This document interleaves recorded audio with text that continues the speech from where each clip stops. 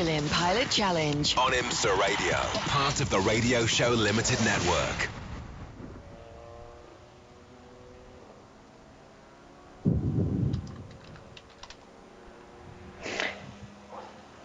Welcome to beautiful Mid-Ohio Sports Car Course just outside of Lexington, Ohio. This track, which has been home to sports car racing for close to 6 decades now. One of the most beautiful circuits that we come to in terms of the course, just at the base of the Great Lakes in central Ohio, about an hour and a half north of Columbus. 13 turns, 2.258 miles, with such legendary areas of the circuit as the keyhole, the carousel, and of course, the end of the start at turn 4.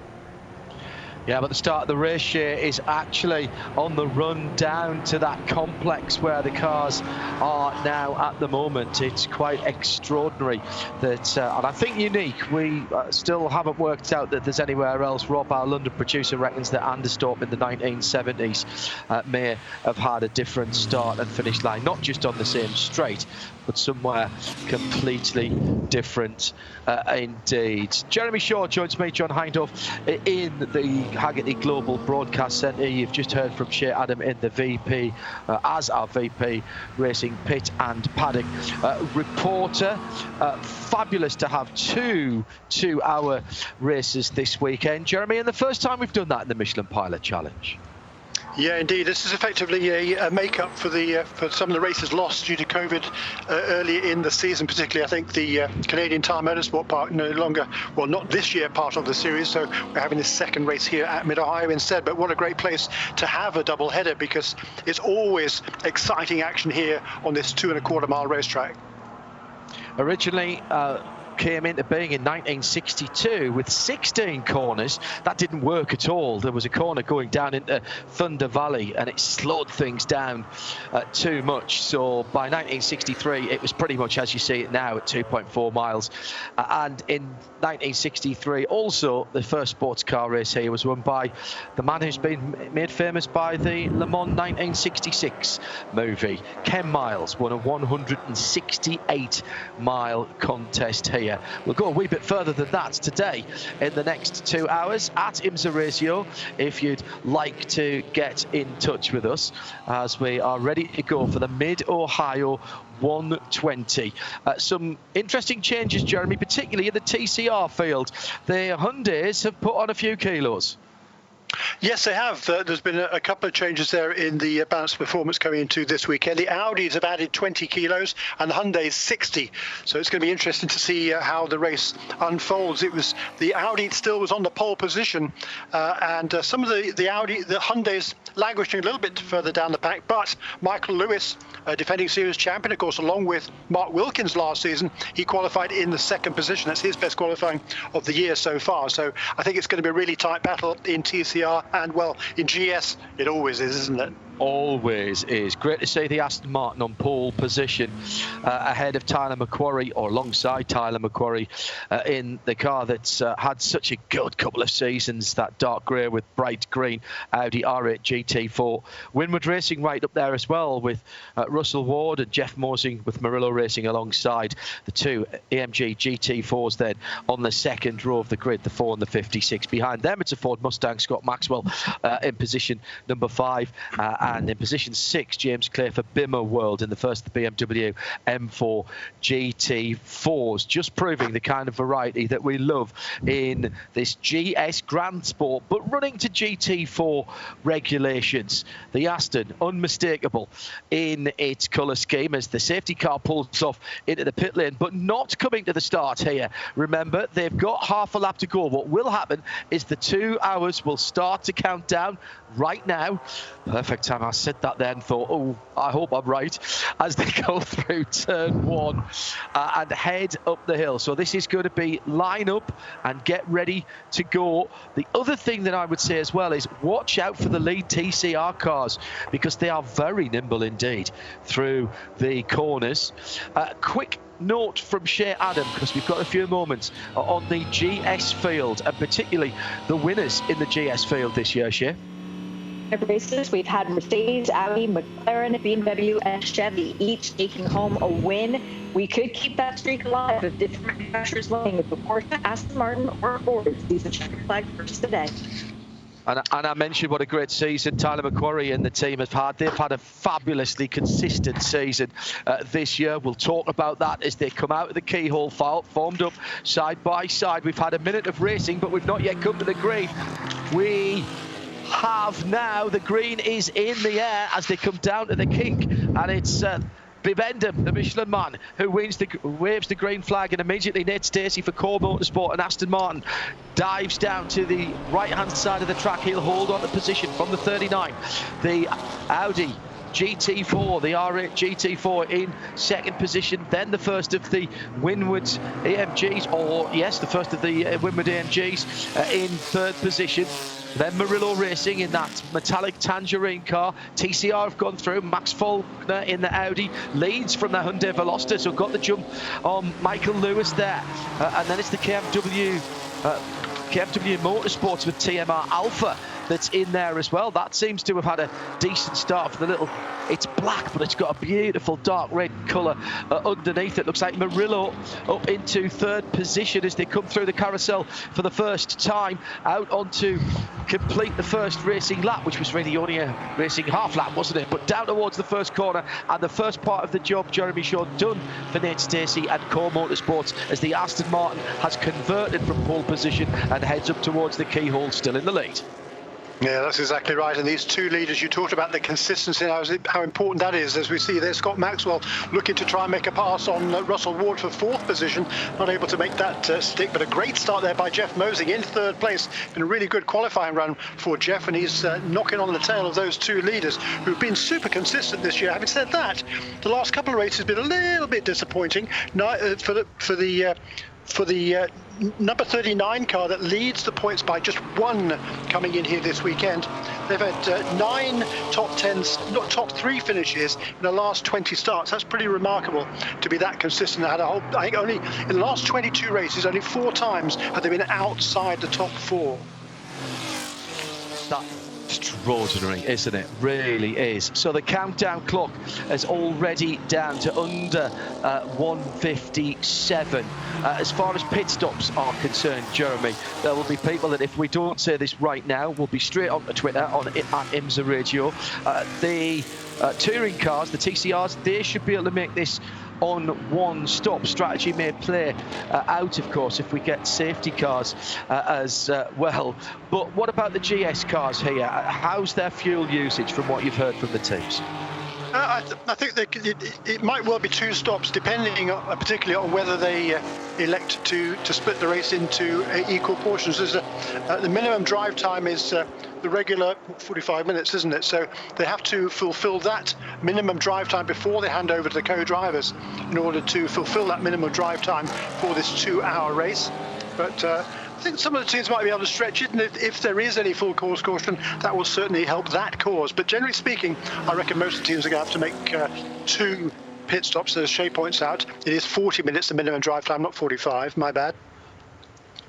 And Shea, from the VP Racing Fuel pit lane and paddock reporting stance, how many tyres for the weekend? But are we talking about, when you say the weekend, is that race by race? Because we do have 2 races here. Friday, Saturday, and Sunday, we've effectively had 2 sessions added with an extra qualifying and an extra race. So instead of the traditional 5 and 4 sets for the GS and TCR classes respectively, we have 8 and 7 sets. But that is used through any way that you wish to make it throughout the races this weekend. Oh, wow. So there's no limit on how many sets of new tyres you could hold back for the second race, for example, or indeed use up in the first race. How very Virgin Australia supercars of them. I really quite like that idea, actually, because that is a strategy all of its own. At the front of TCR, then, Fast MD Racing with the Audi RS3 LMS TCR leading by a solid second. From in second, the Alfa Romeo, and then the Honda TCR of LA Honda World Racing in third position. Great run for the 77 on what is effectively a Honda track here at Mid-Ohio Sports Car Course, Jeremy. Yeah, it certainly is, with the Honda R&D Center and manufacturing facility in Marysville, Ohio, barely 40 minutes or so away here from the Mid-Ohio Sports Car Course. So always a lot of support here, and a lot of the factory engineers come out here to watch the racing as well. Limited number of fans here this weekend, but I'm sure there'll be quite a few people from Marysville here. There's a look at the class leader in TCR. It is the pole sitter still, Max Faulkner. But shout out here for Taylor Hagler, who's made a great start in at number 77 LA Honda World Racing Honda Civic TCR. Up into third place. That's by far, yesterday she had by far her best qualifying run so far, and she's now made up a position on that and running third at the moment in car number 77. Top 10 separated by 8 seconds at the front of the field. That's from Nate Stacey to Alan Brynjolfsson for the Archangel Motorsport Porsche 718 Cayman. That car in 10th position, and as I say, less than 8.5 seconds between the front and 10th position, as already we're seeing some of the GT cars, the GT4 cars, beginning to get a little bit of pressure, as I suggested they might, from the TCR cars. TCR's front-wheel drive, mandated with a 2-litre engine, no more than that, put out around about something between 320 to 330 plus horsepower, depending on what specification they are running in, and IMSA have the opportunity to adjust that as well as part of the BOP. Because these races are over an hour long, they are allowed to run with ABS, which they wouldn't necessarily do in, say, the World Touring Car Championship, the WTCR. But they have become actually very good endurance racing machines, and they are super quick through the twisty stuff. Lose out a little bit on the longer runs for the long straight bits because they are inherently draggy, and that is also why they're pretty good through the twisties. It's Hyundais at the moment that are having their own little personal battle as they go over the top of the rise, sitting in behind that number 77 car that Jeremy mentioned a moment or two ago. The Hyundais start at 4th position, and they are carrying 60 kilos more than usual this weekend, excuse me, Jeremy. Yeah, and that means they're going to have to look after their tyres a little bit more than they had previously. The Hyundais, they've clearly had a really good advantage, I think, particularly in race configuration all the way through this season so far. There's been a couple of balanced performance changes brought in by IMSA. Generally, though, the TCR is a category that's effectively run from Europe, so European regulations, so they've had to kind of tweak those a little bit because the cars run in slightly different configurations here. But I think IMSA has worked really hard to try and bring the Hyundais back to everybody else, and I think as a result of that, the Hyundai drivers having to be just a little bit more careful than before with that extra weight on board.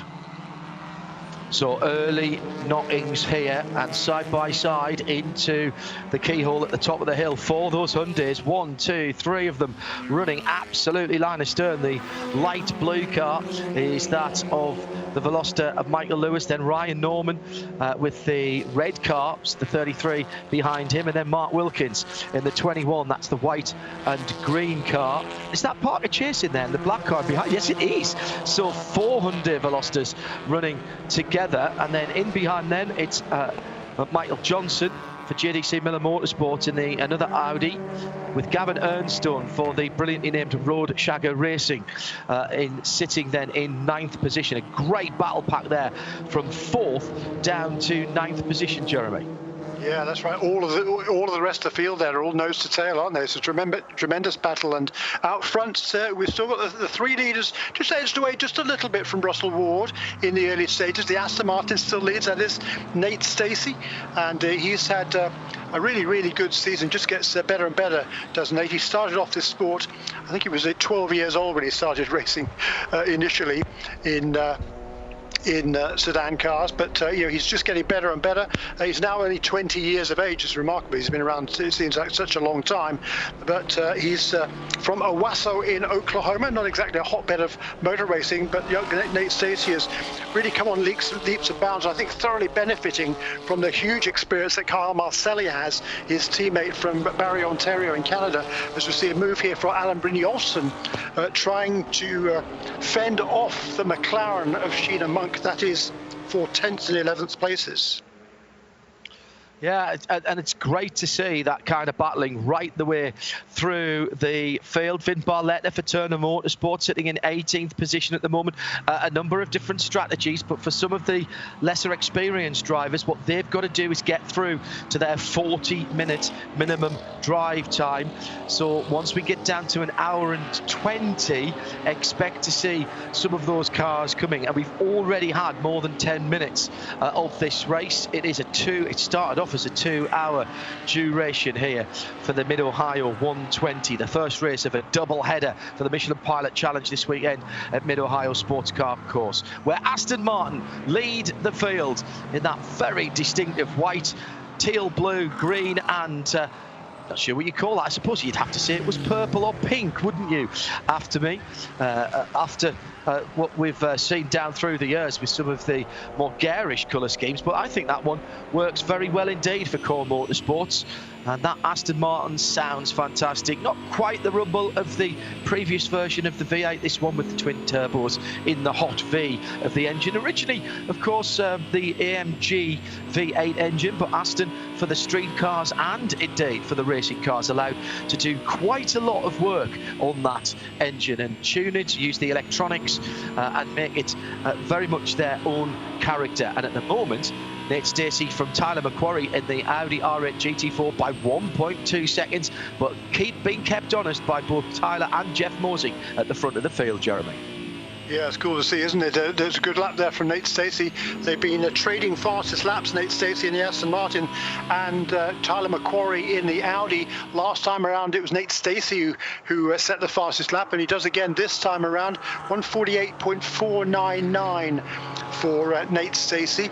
The best, less than a tenth of a second ahead of Tyler Macquarie. So these two cars seem to be very, very closely matched at this stage in the race. Fabulous stuff at the front of the field. No wonder this racing series has become so popular, and no chance of it, I don't think,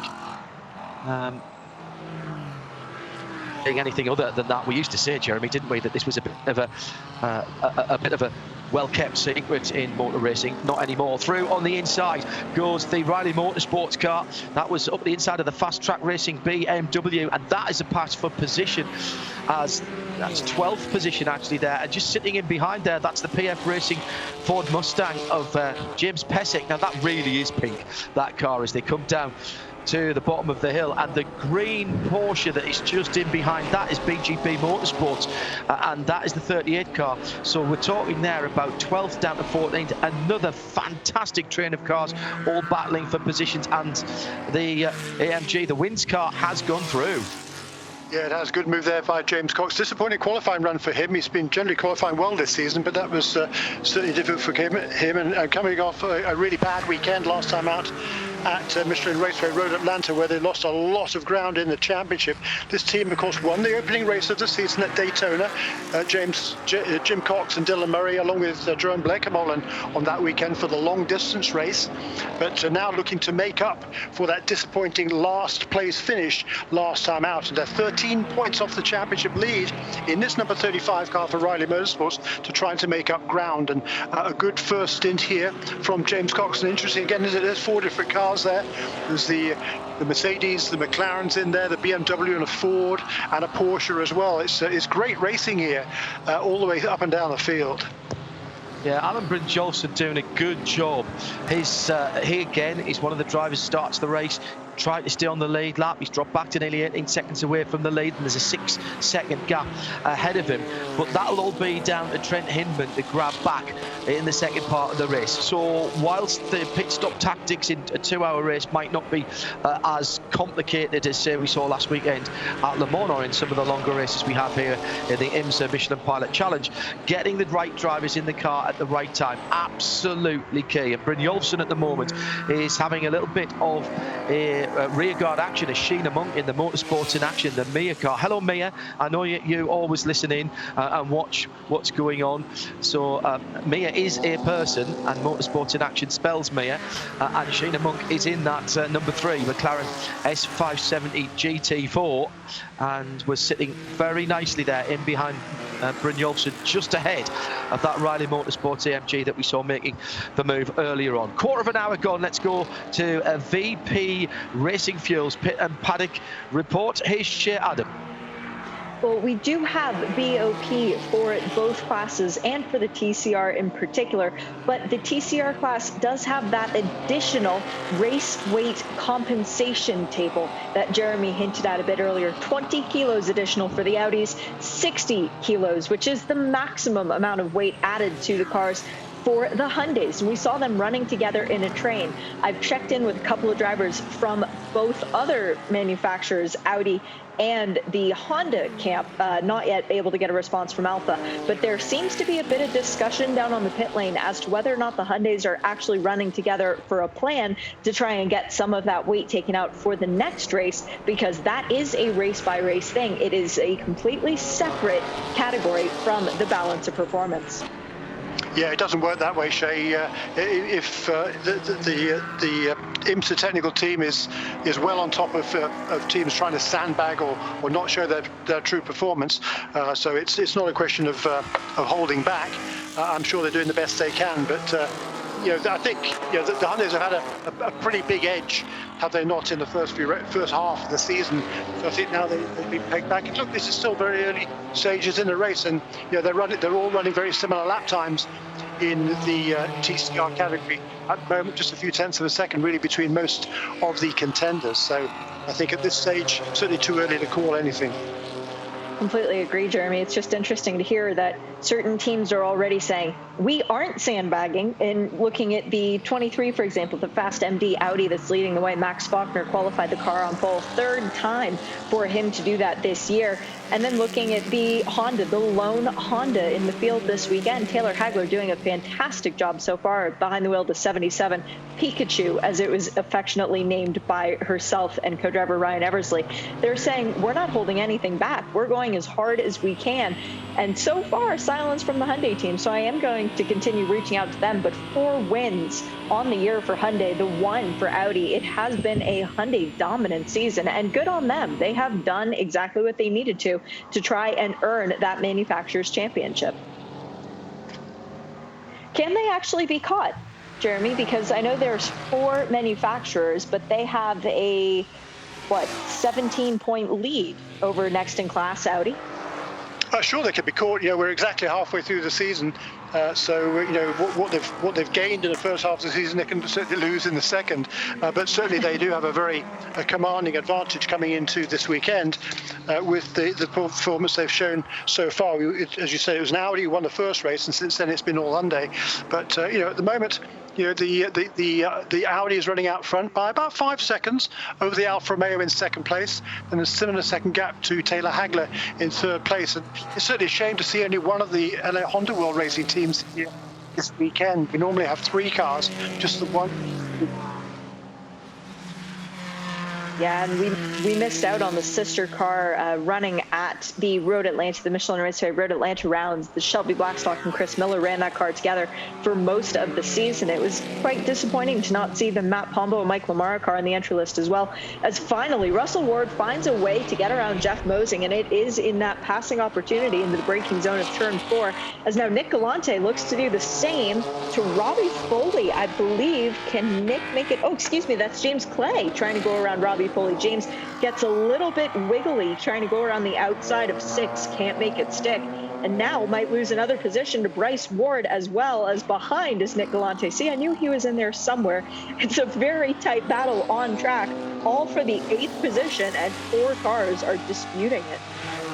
Yeah, that is cool to see, isn't it? And it's certainly interesting to see that Jeff Mosing is slipping away quite rapidly now from the 2 race leaders, Nate Stacey and Tyler McQuarrie. There's a new best lap for Nate Stacey as he crosses the line to complete lap 13, 128.197. It's Tyler McQuarrie that has set the fastest lap so far, 127.9. At this stage in the race, with the Michelin tyres working really hard, it's interesting to see that the Aston Martin and the Audi pulling away now from those 2 Mercedes. And as you say, Russell Ward now up into 3rd place ahead of Jeff Mosing.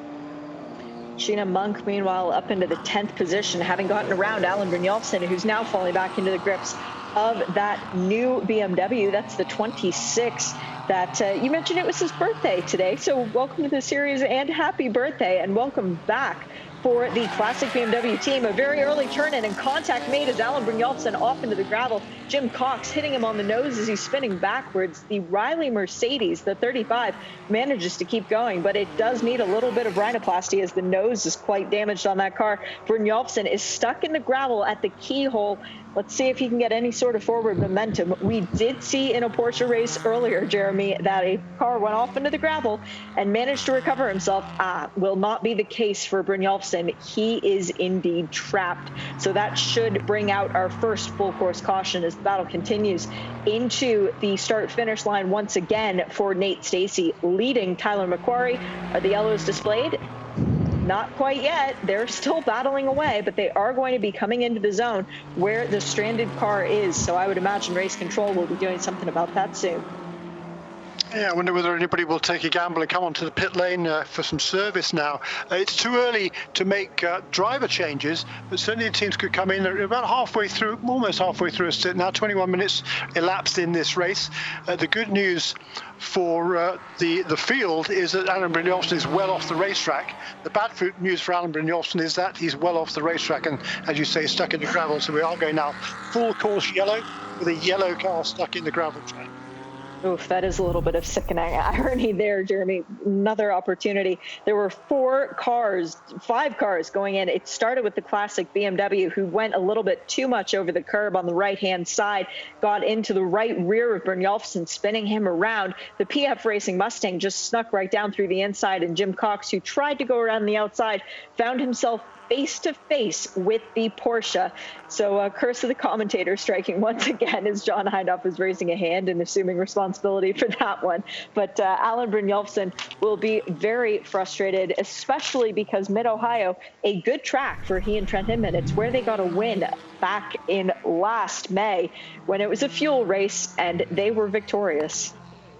Yeah, indeed so. And that car was fastest in the first practice session yesterday. So that's a major disappointment. That's the birthday boy, I think, there, Chandler Hull, getting in a little bit over his head there and locking up and hitting the back of number 7. I think it was number 26, hit number 7, wasn't it? And that was Chandler Hull. So that's really unfortunate for Alan Brynjolfsson. I think he is going to have lost a lap, hasn't he? Yes, he will. So that's a major disappointment for number 17. They came in here, as you were saying, with high expectations. The car's been fast all weekend long, as has the other Porsche, driven by Jan Halen and Tom Collingwood. But it's going to be very difficult to claw their way back from a lap down. It is, but thankfully they have Mike Johnson up on the pit box for them. And if there's a mind on the pit box who can help save a situation when it seems irredemptionable, it would be Mike Johnson for sure. Alan Brynjolfsson weaving around the track, trying to stay off the line to dump all the gravel out of the car. But of course, when you come through that section of track after turn 4, 5, 6, and 7, there's so many back and forth, left and right and left, that it is quite difficult to stay off the racing line. Good news as far as Archangel Racing, as it was Volt Racing last year, is concerned. The incident involving cars 35, 26, and 7, so that's the Riley Mercedes, the 26 Classic BMW, and the bright yellow Porsche, the number 7, under review. Now, that won't give them back any position. Brynjolfsson is not going to magically reappear in the 11th place, but it does mean that race control is paying attention and that any sort of behavior will not be tolerated. Yeah, true. And incidentally, just before that incident took place there up at the keyhole, Sheena Monk, you'll remember, she was right in the middle of that battle as well. Just on the previous lap in the MIA McLaren, she was able to get past Alan Brynjolfsson, so she was clear of that rather than being caught up in that incident. Irredeemable. Thank you, responsible adult, for once again supplying the words that I was struggling to try and find. Yes, it was also interesting. Before the caution came out, the train of Hyundais was closing back up on the Honda of Taylor Hagler. I know that some of the teams were worried about their long run pace and trying to keep the car good underneath them between the yellow flags. So I'm wondering if maybe the Honda was starting to drop off a bit, or if on the other hand, the Hyundais were starting to work together. Maybe they're doing a fuel economy thing, working together. There's so many different options, or maybe that's just where they were running. But into the pit lane does come the 95 Turner Motorsport BMW. Robbie Foley started that car. He will continue to drive that car until he hands over to Bill Oberlin, when then he will jump into the 96 BMW, which is also into the pit lane. No driver change yet, but sticker tires going on to the 95 BMW. Now that's interesting because, as we mentioned earlier on at the beginning of the broadcast, there is an option for when you use your tire allocation over the course of the weekend. Also into the pit lane, the 35 Wins Mercedes, this is Wins USA sponsoring this car, does have a bit of nose damage. I might want to put an extra bit of tape over the right-hand side just to stop the hood from flailing up, but they're doing the tire change first.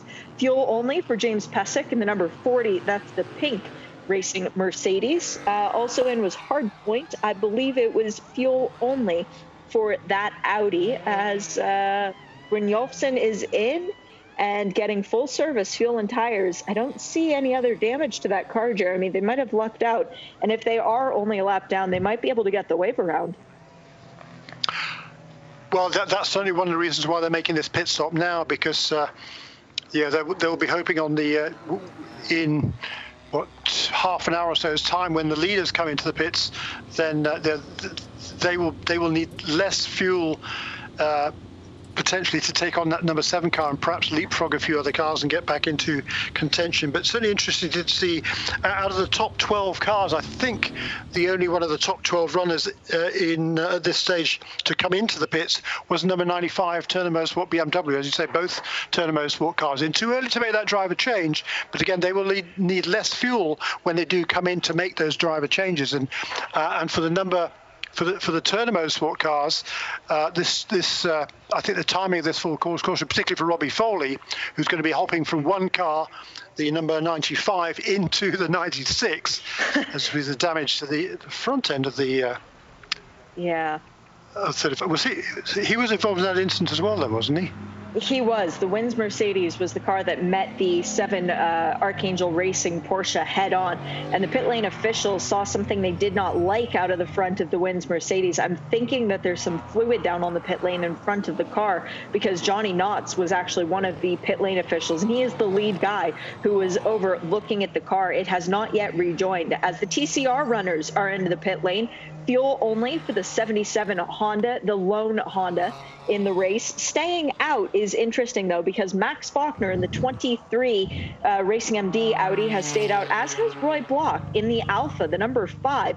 Everyone else is in. The Hyundais are all getting fuel. It does not look like they are taking full service. 21 is coming in for fuel only. That's the black one. The blue one also came in for fuel only. That's the number 98. And it was fuel only for Road Shagger Racing, who jumps a ton of cars with that pit stop. Brilliant job by those guys in the number 61. They do a great job on the pit lane all year long. Have to give them credit for that. So staying out were Faulkner and Block. Every one of the other TCR cars did come down the pit lane, and it looked like fuel only for all the other ones. Meanwhile, Riley still sitting on the pit lane, smoking gently, has not yet rejoined. And the pit officials, yes, there is fluid down in front of the car where it was stopped. That might be day done for that Mercedes then, Jeremy. That would be 2 races in a row with DNFs. Yeah, that's horrendous luck for their championship aspirations. Probably the radiator most likely damaged on that car. That's just awful bad luck for that team. They've been. We talked about consistency earlier on. This team has been massively consistent over the last several years, and this is a major disappointment. And well, I mean, they lost a lot of ground in the championship stakes last race, but this is going to be even more costly. So that is Dylan Murray and Jim Cox driving the number 35 Wins Racing. That's the Riley Technology Mercedes being pushed behind the wall. They came into this race third in championship points. Fourth in championship points were the car that they met head on, the Volt bright yellow Archangel Racing Porsche, a further 8 points behind the Mercedes in terms of the championship. And our lead two in points coming into this race, well, they are still 1 and 2 out on track, as now the Mercedes roars back into life, but no, it is making the hard left-hand turn back to the pit and paddock. The only sense of relief, I guess you could call it, which I'm sure Bill Riley would be angry at me for even saying, the car doesn't have external structural body damage though, Jeremy. If the radiator is damaged, then they can fix that and they can have a race car that's ready to go for tomorrow, as opposed to a car like the Rebel Rock Racing Chevy Camaro missing both races today due to crash damage sustained yesterday in the first free practice session. Yeah, that's right. So, there is, as you say, something of a silver lining. It shouldn't be too difficult to repair that car. I mean, it's conceivable they could get that car repaired and get it out again at the end of this race, just to kind of learn something perhaps for tomorrow. But yes, a very disappointing day for Riley Motorsports.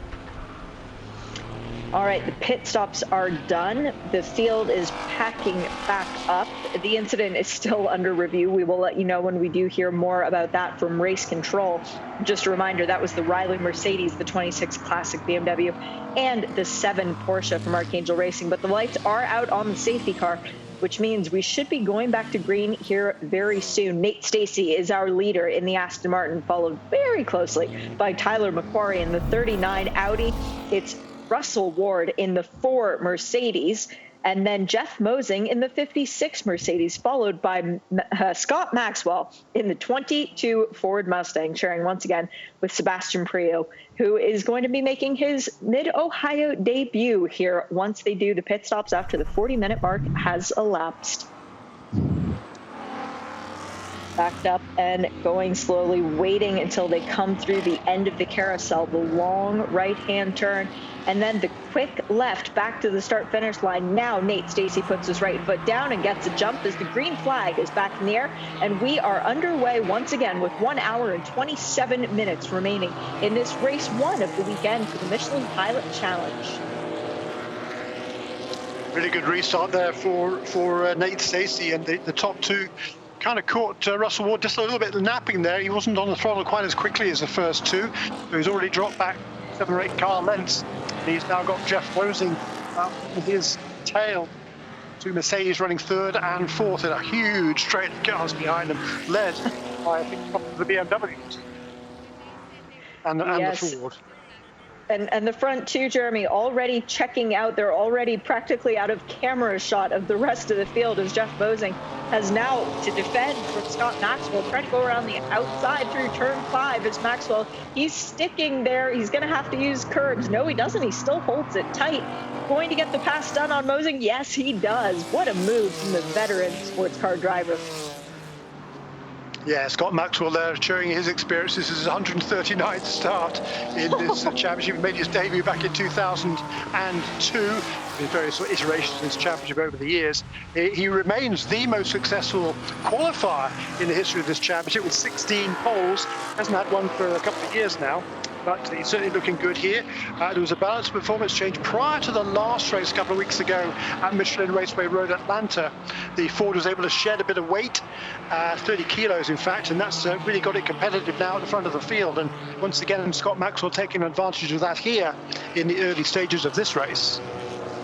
boy, Sheena Monk had a great restart up to 8th in the Mia McLaren. And hello, Mia, as she is trying to tag onto the back of the 2 BMWs. She's got Nick Galante and James Clay most immediately right in front of her. She turns in way too soon, tags Clay going through the keyhole.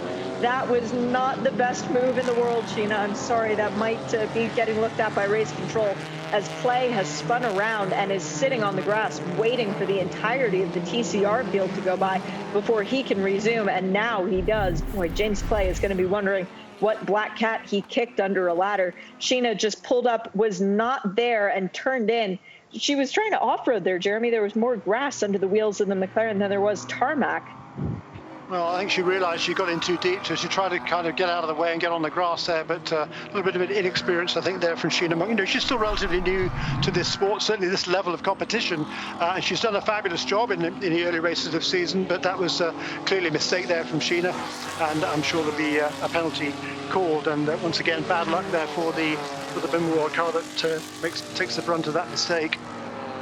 Yeah, that's unfortunate for that team who's struggled so much this year. And hello, by the way, to Devin Jones listening in from home. Devin, we miss you. Heal up quickly and get back where you belong, behind the wheel of a race car. Devin, who had a crash at Virginia International Raceway, resulting in that number 82 Bimmerworld BMW needing to be completely rebuilt, which it was in time for the last round at Michelin Raceway Road Atlanta. So the Bimmerworld crew, for sure, have won the hearts and minds of pretty much everyone in the paddock for their efforts so far this year. And that's going to hurt just a little bit extra to see the car, which was battling for the 7th position, now all the way down in 26th overall, 17th in class. Should come as no surprise that the incident was under review, as we have had another off. That's the number 8 Audi of McCann, I believe. Yes, it is, with some rear bumper damage. Jeremy, did you see who got into, Michael? I didn't. I was looking at my chart at the time. Maybe we're going to have a replay here. The car that was directly behind him was number 96 BMW. He'd made a move there on a number 96 car. Yeah, well, he was trying to make a move on a 96 car. That didn't work, did it? Yeah. It was exactly what we saw with both Sheena Monk's incident and with the Chandler Hall incident.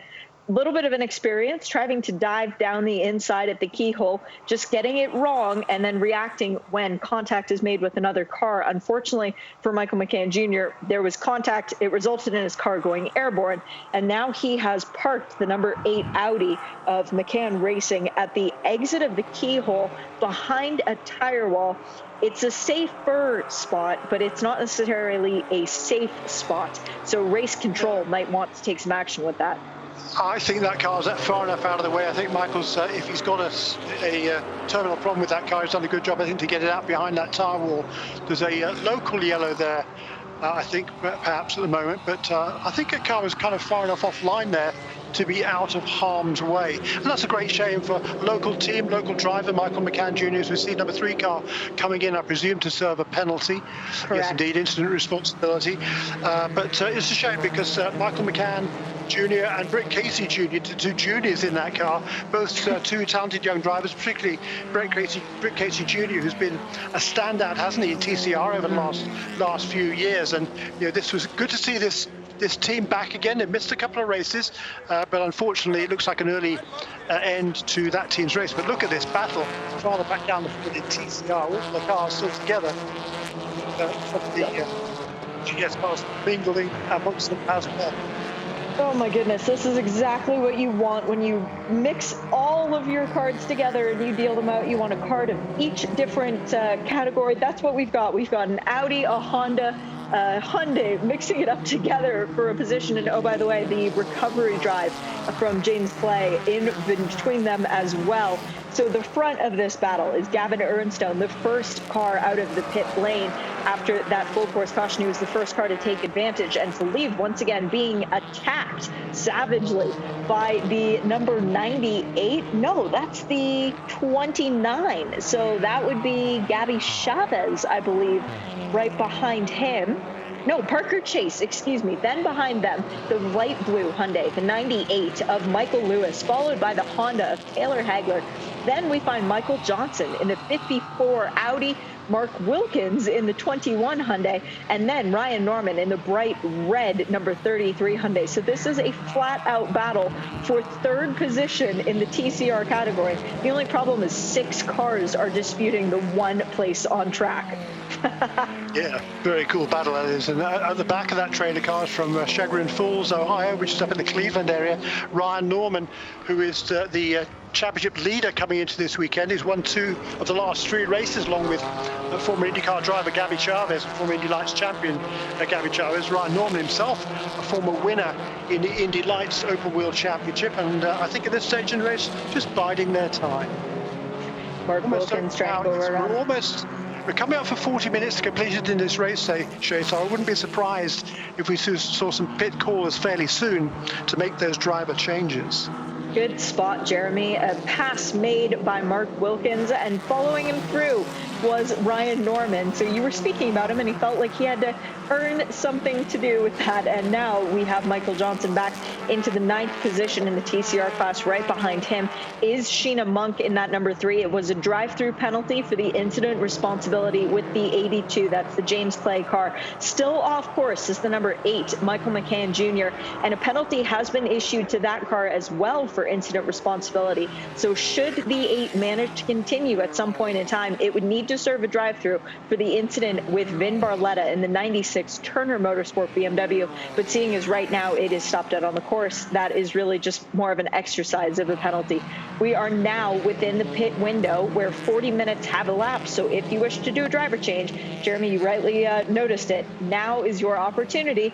Any point from now forward, you can do it. But there is also the flip side. You have to do the driver change before there's 40 minutes to go, because both drivers have to get that minimum time. So let's see who elects to get it done sooner rather than later. Boy, Tyler McQuarrie is flying out there, Jeremy. He just set the fastest lap time. Oh, no, excuse me, my timing screen reset. The last time around, no, he is still closing down on Nate Stacey ever so slightly.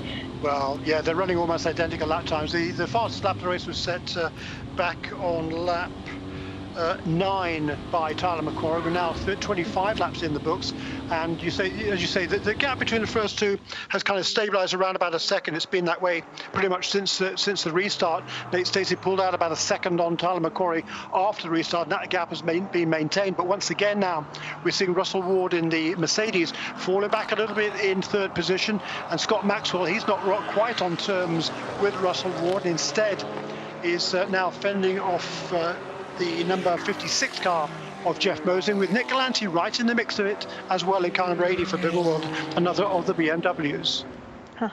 And just to add on the BMWs, while we're on that theme, James Clay on the drive back up through the field has almost gotten through all of the TCR cars and will be back on the tail end of GS. He's running in the 15th position. The only cars behind him, the ones that are no longer running, the Alan Brynjolfsson Porsche and the Sheena Monk McLaren. So James Clay with a lot of ground still to go, but clearly a man on a mission.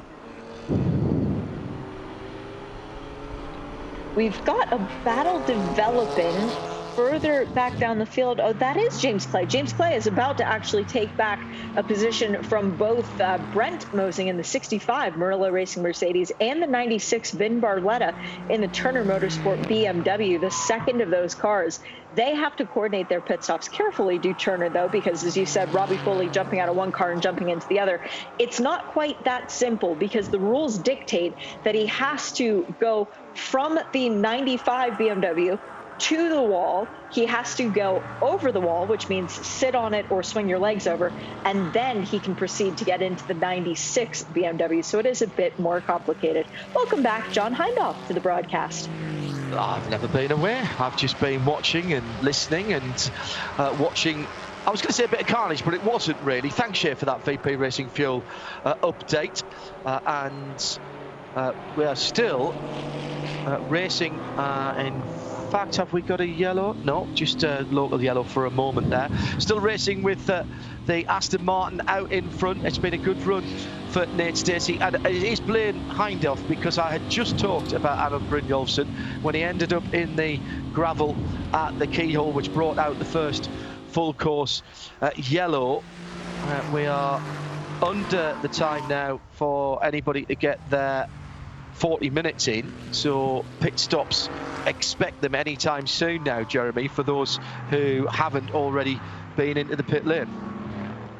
Yeah, that's right. And there's only maybe around about half of the cars have already made a pit stop, but certainly I would be...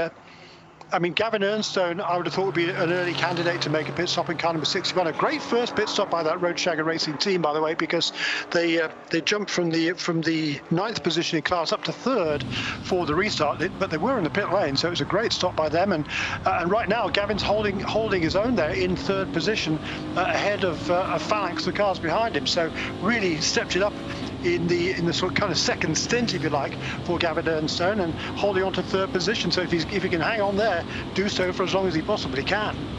Yeah, exactly right, and that's what he needs. I'm right in saying that none of the top, well, down to the Bimmer World number 80, Nick Galante, none of those guys have stopped. They've stayed out and eschewed the opportunity to come in under the yellow. Yeah, but the top 11, the only one of the top 11 cars to come in during that caution was car number 95. That was one of the two Turner Motorsport BMWs. Yeah, good. Yeah, great. That's what I thought I had seen. So the gap has remained pretty eased out a tiny bit, 2.2 seconds at the last all of a sudden. Time around. Yes, last time around, Nate Stacey putting his best lap of the racing.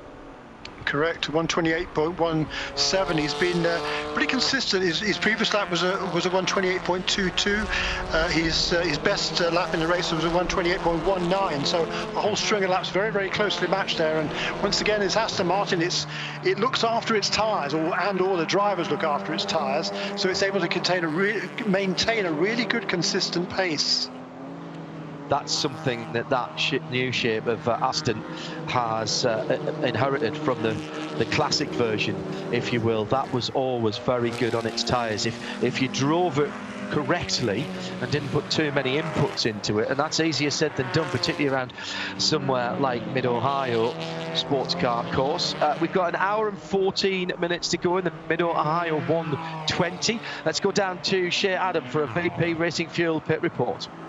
Our first official pit caller, because that caution was no driver changes. We have the 57 Windward Racing Mercedes in. This is Bryce Ford handing over to Alec Udell, who rejoins the team after a weekend away. And it is fuel, tires, and a driver change for that 57 Mercedes. And just while you're down here, another update on another Mercedes. The 35 Riley Mercedes is now officially retired. I'm sorry to say, but they will be back tomorrow. We'll try and get an idea on was that as a result of that car going off, Shea? It was a result of the nose-to-nose contact between the Archangel Racing Porsche, and then a great deal of fluid being underneath the front of the Mercedes when it came onto the pit lane. It looked like radiator damage. Yeah. Oh dear. Well, hopefully they've got that seen to that before it did any lasting damage. You were talking a moment or two ago, Jeremy Shaw, about Gavin Ernstone. Well, he's defending third place very nicely indeed from that horde of Hyundai Velocitas behind him, Parker Chase and Michael Lewis, and then the Honda Civic TCR not too far away as well. But Gavin hitting his marks, going through the corners. He's not weaving around, he's not reacting to what's going on behind him. He knows that perhaps he hasn't got the pace of the guys behind him, but he's driving his own race. I'm very impressed. Yeah, he's doing a really good job, isn't he? It's a super trainer cars there. There's Taylor Hagler in car number 77. She was running third in the early stages and running right in the middle of this big pack, primarily of Hyundais, but another couple of cars in there as well. And really, a super battle is going on there. Yeah, and we should say that the Alfa Romeo Giulietta has got away at the front of this battle, and in front of that, Max Faulkner with that Fast MD and Speed Syndicate Audi. He's actually running 13th overall. Now, Gavin is being ganged up on as he goes into the keyhole, and despite the fact there's two Hyundais filling either side of his mirrors, a blue one on his left and a white and green one on his right, he's not being intimidated at all too easy, Jeremy, to look too much behind, miss your braking point. Taylor Hagler is under pressure herself from Mark Wilkins, I think that is, who's trying to come through. Is it? Yes, it is, in the number 98 car. as he's trying to make up some positions as well, and he might have just sneaked through. Yes, no, he hasn't. He's still sitting in behind there. So this is a nice little pack of cars that are having their scrap. But you've got to say the Fast MD team with that number 23 Audi, they've done a sparkling job, as has Max Faulkner, who took the green flag in that car. Yeah, I completely agree with you there. It's certainly been a fascinating battle there. As we see the number 38 car, that's the BGB Motorsports Porsche 718 Cayman GT4 Club Sport, mouthful that is, making its pit stop to hand over to Jan Halen, the Belgian driver, former winner of the Formula Ford Festival in the UK, and former Champ Car driver as well, IndyCar driver as well. So yeah, a lot of experience for Jan Halen, and that car again has been fast. It was right up at the front in the 2 practice sessions yesterday. So Jan Halen getting it into the wheel, behind the wheel of this car almost at the earliest opportunity, and he'll get out there now and try and turn some quick laps and wait for the other guys to make their pit stops as well. Adam was watching that stop, and obviously there's going to be a driver change there, Shea. Fuel tires, and as Jeremy said, Jan Halen into that car, and also coming into the pit lane that lap around was Sheena Monk into Mia McLaren. That is a driver change as well as fuel and tires. So Sheena out, Corey Lewis in. And this time, boys, I'm happy to say he has a functioning radio. So this will be a much different race than what we saw the last time out at Michelin Raceway Road Atlanta, when he brought a handheld radio into the car with him, and it lasted about 3 corners before it was just flung around the inside of the cockpit. Yeah, hey, look, we've managed without radios for many, many years, but it's a problem these days because the drivers are not used to it. Well, and particularly in the heat of battle as well, when things are going on around, and that must have been very difficult to know who you're supposed to fight and who you are not. The good news for Porsche fans is that the Archangel Motorsport number 7 Porsche, which was in the gravel earlier on, well, that is running again, and Alan Brynjolfsson has, I think, dropped a couple or 3 laps, Jeremy, hasn't he, down the field? But Gamely, having been pulled out of the gravel, has rejoined and continues to enjoy his motor racing, which is the main thing. And the battle, sorry, Jeremy, and the battle, at the moment we take our eyes off one battle, something else will kick off. And if you want action, only go to the 3rd place scrap in TCR, which at the moment has Gavin Earnstone in the dark grey Audi number 61, Michael Lewis, Parker Chase and Mark Wilkins line astern in the rainbow of Hyundai colours that are indeed the 98, the 29 and the 21. And Tyler Hagler in the LA Honda World car, and then I think just coming on the back of that, how far away is Ryan Norman? Answer, not at all, in the bright red car. So that is 3rd down to what, 8th position. And Michael Johnson's only in the next Audi back, another 3 seconds further back, and the lap times from Michael will gradually bring him to this pack. Indeed. Yeah, well, he's actually slipped back a little bit as Michael, but he's hanging on there, and he will hand over that car to Stephen Simpson. Yes, Michael, I think he'd probably struggling a little bit with tyre wear in that car, although his last lap around was as you say, John, absolutely competitive with all that other train of cars. But he's lost a little bit of ground, but still a long, long way to go. And tell you what, the guy who's on the move right now is Tyler McQuarrie. Here is Nate Stacey. How come? And that's the leader. Okay, that's the leader. But he's got traffic between himself and Tyler McQuarrie at the moment. That's but that lead has come down to 3/4 of a second, Jeremy. You're right to point that out. Yeah, it has. And the car, the silver Mercedes behind him, that is actually Alec Udell, who's already made his pit stop. As we see the race leader there peeling off into the pit lane. And Tyler McQuarrie had been closing in, John. He'd been turning some very consistent lap times within a few tenths of a second of his fastest lap of the race. That's Tyler McQuarrie. Or previously the fastest lap of the race. That was taken away by Nate Stacey, who's in the pits for service. And he has the news from the pit lane. He'll be staying in the pit lane because Nate Stacey's job is done for today. He's going to have to drive the car a lot more tomorrow, so he needs some rest time. But Kyle Marcelli, the resident Canadian, jumps in. This duo and this team won the race 2 years ago, driving a different manufacturer that still has not yet gotten a win, but neither has Aston Martin. And even though they've gotten a string of podium finishes this year, Kyle and Nate, second in the championship, are still looking for that first W. So a good pit stop from the Core Autosport mechanics will help Core Autosport is in a different championship. Fuel and tires for them, and fuel and tires also for the number 4 Windward Racing Mercedes. That's Russell Ward this time in the pit lane, handing off to Indodonche. Also into the pit lane, we have the 93 Carbon Autosport. That's the non-championship car. And who else came in? I thought I saw someone else. Yes, Scott Maxwell came in the 22 Multimatic Ford Mustang. He will be handing off to Andy Prieu's son, Seb, who gets to turn his first laps around Mid-Ohio. And Mike Johnson, as we rightly predicted, Michael into the pit lane for the 54 JDC Audi. He'll be handing over to the one and only Steven Simpson, who is riled up and ready to try and get a win. Fastest car in 2 practice sessions, trying to take that momentum forward. Yeah, and just look at the time, 1 hour and 5 minutes remaining. That's not going to, not without a little bit of help. I was just checking the stats there, and there were, I think, and you'll have this written down, Jeremy, I think there were 5 laps of safety car in that run for all those cars that have stopped.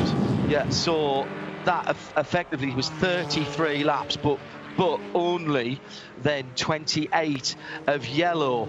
It's not going to take an awful lot of intervention from the safety car for anybody who is coming in now with only an hour and 4.5 to go, for them to be pretty close for the GS cars here, Jeremy. And anybody who's got good mileage in the first part of the race could be sitting pretty here.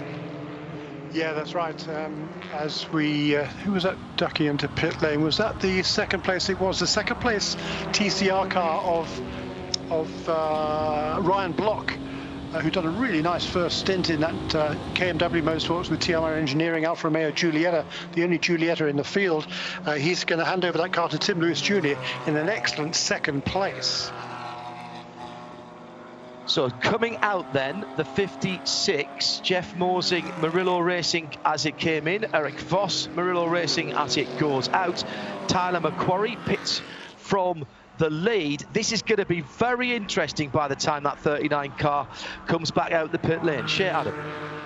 This could be fuel, tires, and Jeff Westphal. There's Jeff's helmet standing up on the pit wall with him attached to it. It'd be rather awkward if he wasn't. And McQuarrie gets out from behind the wheel of this car. 1 win on the season for this dynamic duo, championship leaders coming into the race today. And as Jeremy said, they've only had 3 races in the last year and a half where they have not been within the top 4. Consistency is the name of the game for Steve Dine, the man up on the pit box, making the calls for the Autobahn car. They've got fuel, they've got tires, just waiting on the driver change and the tires to complete, and the car will drop off of the air jacks as the last drops of fuel go in. 1 hour and 3 minutes. This will need a splash before the end of the race, especially with Jeff Westphal behind the wheel. He is fuel efficient, but he'll need a little bit of help. Coming now into the carousel at the end of the lap is the number 60. The Audi is off of the air jacks. Is it rolling? Now it's rolling as the Aston Martin goes down the front straight. Is it going to be a lead change? I think it is.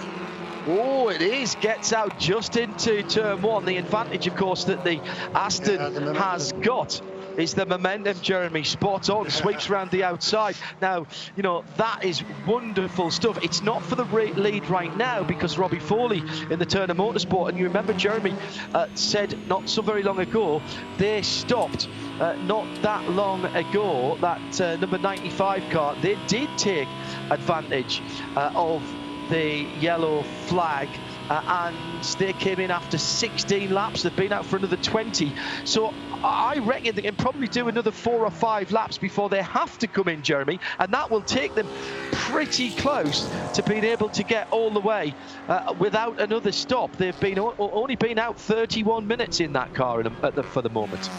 You talk about the Turner Motorsport car? Yes. Yes, absolutely. That's right. No, he'll stay out there for a while now, will the Robbie Foley. He's running good laps, and both of those BMWs, they've already made one stop. That was under yellow. Their second stop will... Well, if it stays right now, it'll be under green, but this, I think, was a really good strategy by Turner Motorsport. That could really plan out in their favour in the closing stages of this race. The number 40 car currently running in second place. That's James Pezek. He's doing a nice job there. He's only 14 seconds behind Bill. That's a good effort by James. Doesn't have anything like as experience as Robbie Foley, I should say, who's in the lead of the race. But James Pezek doing a nice job in second place. And then the number 82 Bimmel Royal BMW, that comes into the pits in third position, as we see the class leader in TCR, which is Max Faulkner. He will hand over that car to James Vance. And that's spot on, an hour and 1 minute to go as he came in the pit lane, and up at the top of the keyhole, the lead, the effective lead has changed. Has been a coming together between the car that we expected to go back to the point of the field, the Aston Martin from Core, and that was the 33 Hyundai that came together. They were having their own little battle. Oh dear me, dive down the inside of Tyler Hagner, the 33 car, and right into the side of the leader, catching the curb on the way through. And Ryan Norman, I'm afraid that was a little bit of a misjudgment there. Got the first part of it done, the pass on the Honda number 77, Jeremy, but really, what was he doing running that deep into the corner? And then when he hit the curb on the inside, that was it. The goose was cooked. It was, wasn't it? And costly error there potentially. So we'll have to see. But that has put the number 39 car. He won't be taking over the lead for quite a while yet in the race, because I think Robbie Foley can stay out for at least another 15 or 20 minutes, depending on how much fuel they put in that car at its first stop, which is about 21 minutes into the race. So he can certainly stay out there longer now, and Robbie Foley, no fuel concerns for him. He can run flat out in that Turner Motorsport BMW. Hand it over to a gentleman by the name of Bill Oblin, who's had a little bit of a success in BMW cars over the years. Into the pit lane for the number 61. Gavin Ernstone has done a cracking job in that Audi and comes in having held down a top 3 position. He's in the pit lane now, and our VP Racing Fuels pit reporter is Shea Adam. Fuel, tires, and a driver change as John Morley is installing himself into behind the wheel of the Roadshagger Racing number 61 Audi. It's going to be a critical stop as the Roadshagger Racing crew nailed their first stop, and they do practice over and over and over again, knowing that pit stops are their big opportunity to try and jump people on the track. Well, it worked earlier. They're going to have to get it perfectly right to try and send out Gavin ahead of a position where he can perhaps stay ahead of the Alpha. We'll have to see when everybody else cycles through their pit stops. And meanwhile, John, I'm going to try and send Gavin Ernstone a text, see if we can't hear from the man, because that was a phenomenal drive. I think he will be very, very happy indeed with that. We're into the second half of the race. We started with 120 minutes. That's why it's called the Mid-Ohio 120. The IMSA Michelin Pilot Challenge then into the second half. And Turner Motorsport in the shape of Robbie Foley with at least, I reckon, another 5 or 6 laps to go.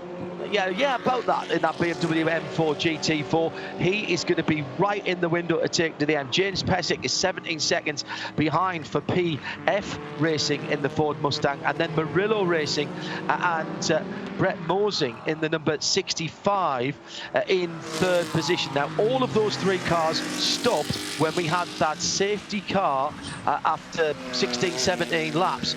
So all of those 3 cars currently on exactly the same strategy. The first car that went long and did not come into the pit lane is then in 4th position. And after that little schmozzle up at the keyhole with the Aston Martin, that is Tyler McQuarrie, who started that car. It's Jeff Westfaller who took that car over just a couple or 3 laps ago. And there, I think they're going to be watching their fuel numbers very carefully, because they were in just before, or out more at the point, just before, Jeremy, the hour turned over.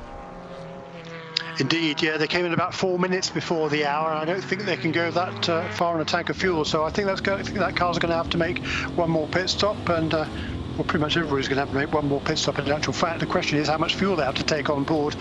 Yeah, it's going to be a really interesting race, certainly from here.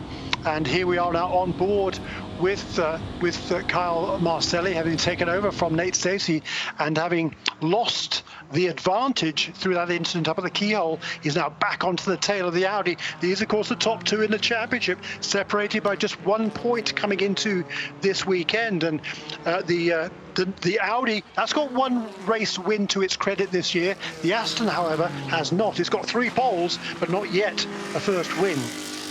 Wow. And Martin. Hearing from the race control that will be incident responsibility for the number 33 Hyundai, so that will be a penalty. I think it's just going to be a drive-through, Shay. Is that right? Just a drive-through for that? I've just for the moment just lost where I saw that. And yes, that is correct. And what makes it worse is they've just done their pit stop, fuel and tires, and Gabby Chavez taking over behind the wheel. So he's just left the pit lane, and now he has to serve a drive-through for something that his teammate did. Yeah, well, of course, you can't service the car when you are doing a drive-through anyway, so he would have still had to come in. But yes, it's going to be annoying for him because it wasn't him who attracted the penalty. 55 minutes to go. You're on IMSA Radio, RS2 around the world and in sound and vision, where available via radiolemans.com and IMSA TV. What a fabulous race this is boiling up to be. These 2-hour Michelin Pilot Challenge races really do bring out the best of the teams and the drivers on a short lap around the circuit like we have here at Mid-Ohio Sports Car Course. Oh, Alpha problems. That was either a very big lock-up. No, it wasn't. It was something far worse. And the 5 car, what a shame. That had been such a good run for Ryan Block early on in that car, and he had then handed over to his teammate. And Tim Lewis, I'm afraid, he's not. He might get that car back, but if there's an awful lot of smoke coming out of that car. I thought it was just a lot of Jeremy. He came up with the keyhole, but the smoke just didn't stop as he went round the corner. No, he didn't. That's the end of that car's race. What a shame. It has been a super run by that team here, and an excellent first stint by Ryan Block. He kept his nose clean. He was running good, consistent lap times and running in the second position before the round of pit stops. So at least a feather in that team's cap, and they'll come back strong. You know, hopefully they've got another motor they can put into that car for tomorrow and see if they can go just last a little bit longer. Air jack issue on the 33 as well during their regular stop. Remember, they'll have to come back in that Hyundai to serve the drive-through for incident responsibility. And still the Alpha making its way back, sort of off the racing line. I'm not sure race officials will be very happy with that. If that, could have parked that up in several places that would have been better. Perhaps it's just the turbo, I suppose, but what's the point in driving that car around? And not on board with that decision. That's going to bring out a full course caution, I think.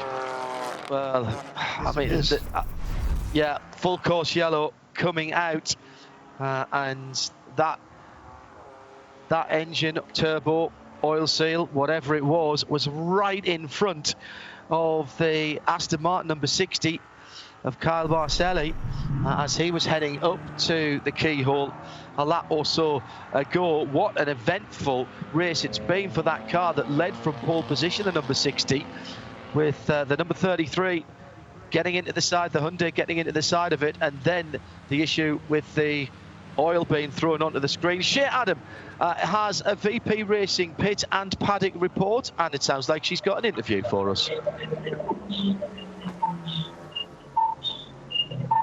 Shea, go ahead.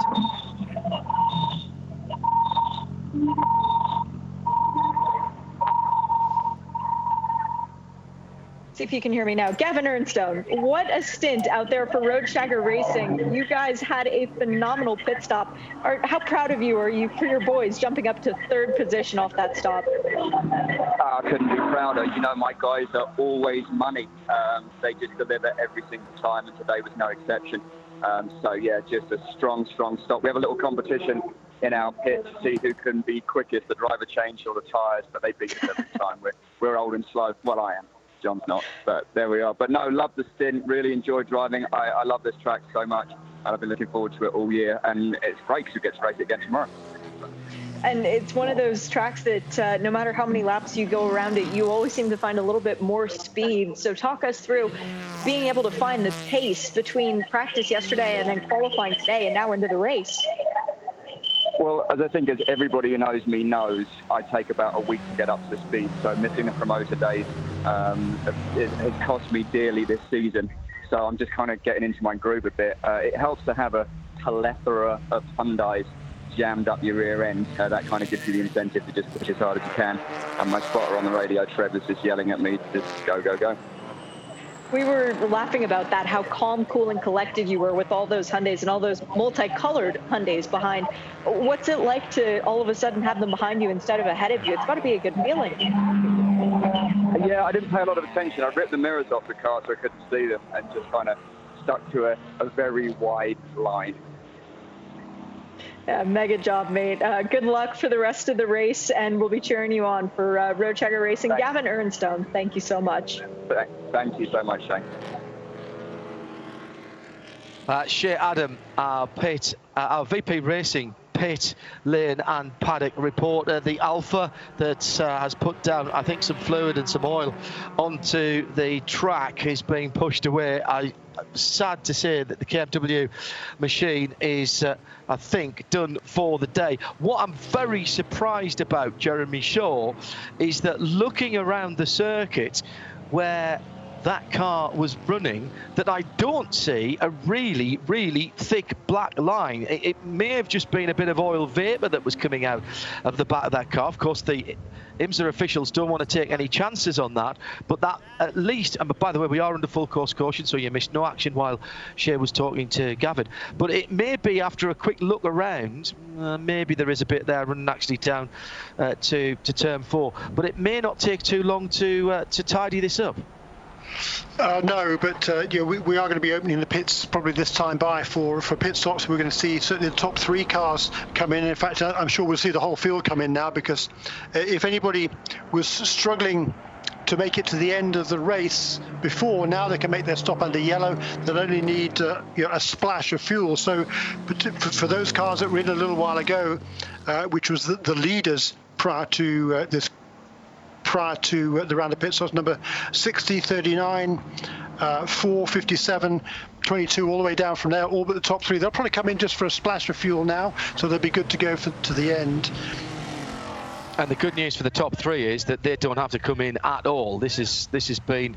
no, they do. Yeah, a lot more fuel. Yeah, They're going to need a lot more fuel than everybody else. That's for sure. But I tell you what, right before that pit stop, we saw the battle continuing there between number 60 and a 39. What we didn't see is we see number 95 car, the race leader, coming into pit lane, followed by the Audi, but not the James Pezek PF Racing Ford. That's odd. Maybe they're just trying to keep other cars a lap down. But the...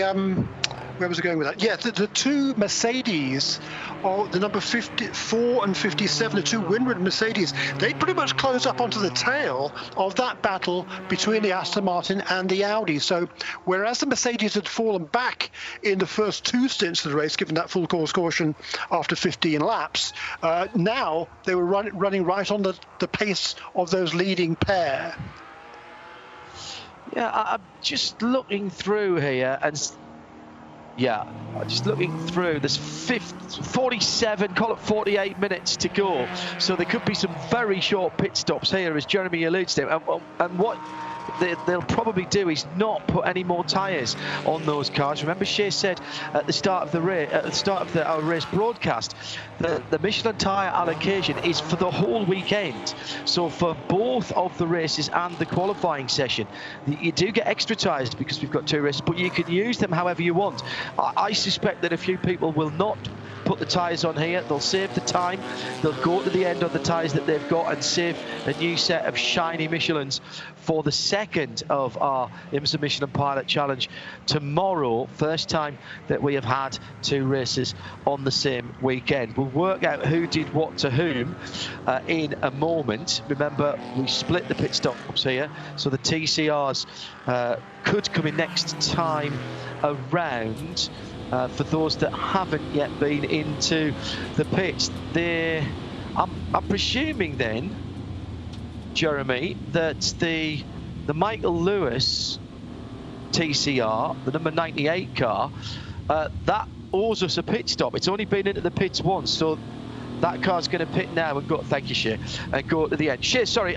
Give us a quick roundup of what happened in that very short pit stop sequence there, whilst Jeremy and I were mulling the meaning of life with this VP Racing Fuels pit and paddock report. What you got, Shea?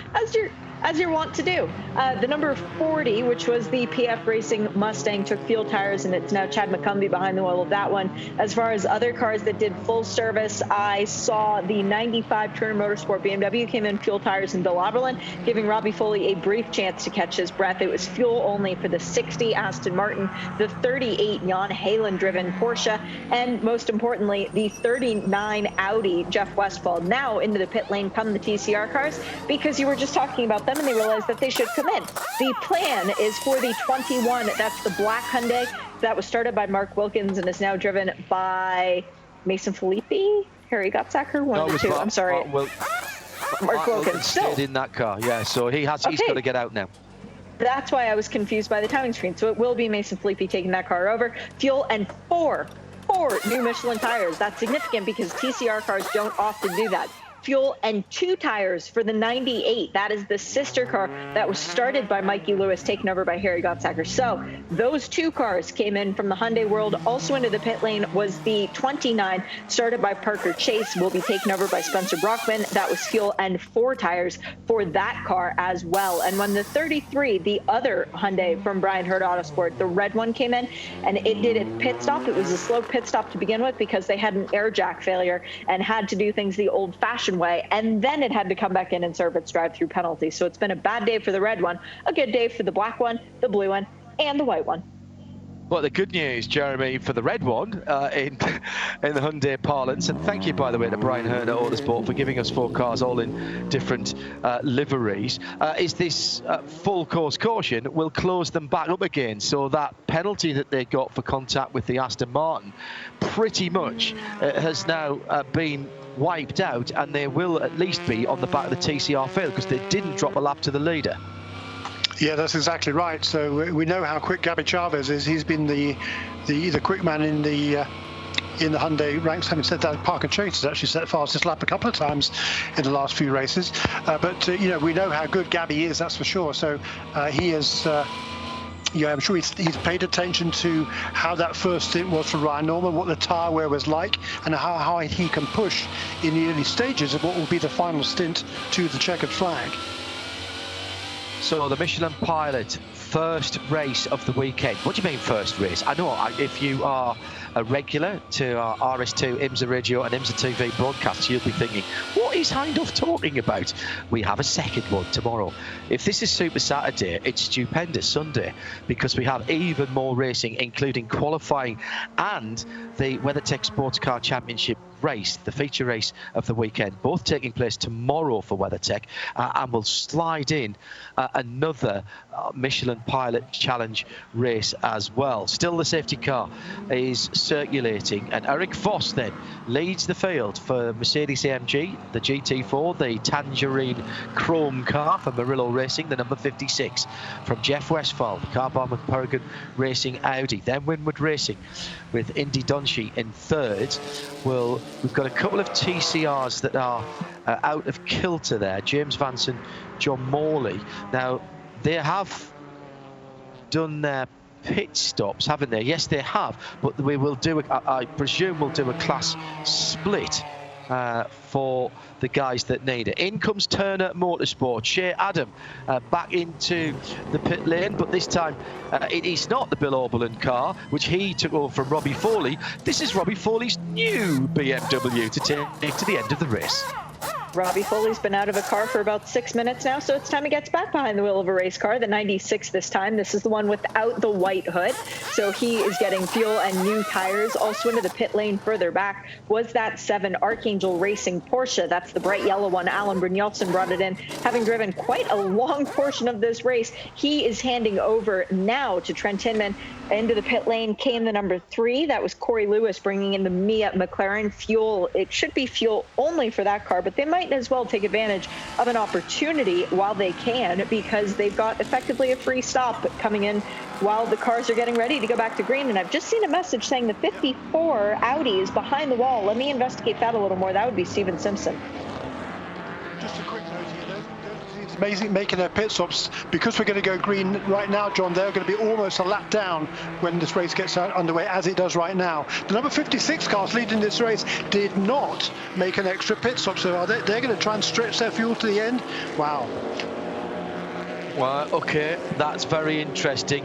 Those GS cars that came in or just as the GS class split was going on. 1, 2, 3 wide in behind the white hooded BMW. That is Bill Oberlin as they head up to the keyhole. A couple of BMWs, then the BGB Porsche, then the PF Racing bright pink Mustang, or dusty pink Mustang, I suppose you'd call it. I'll never make an interior designer, I'll tell you that right now. Eric Foss has already done 13 laps, but of course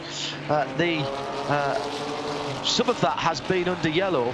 So when did he get in that? Well, he got in that car spot on the hour in terms of the time, but that of course, yes.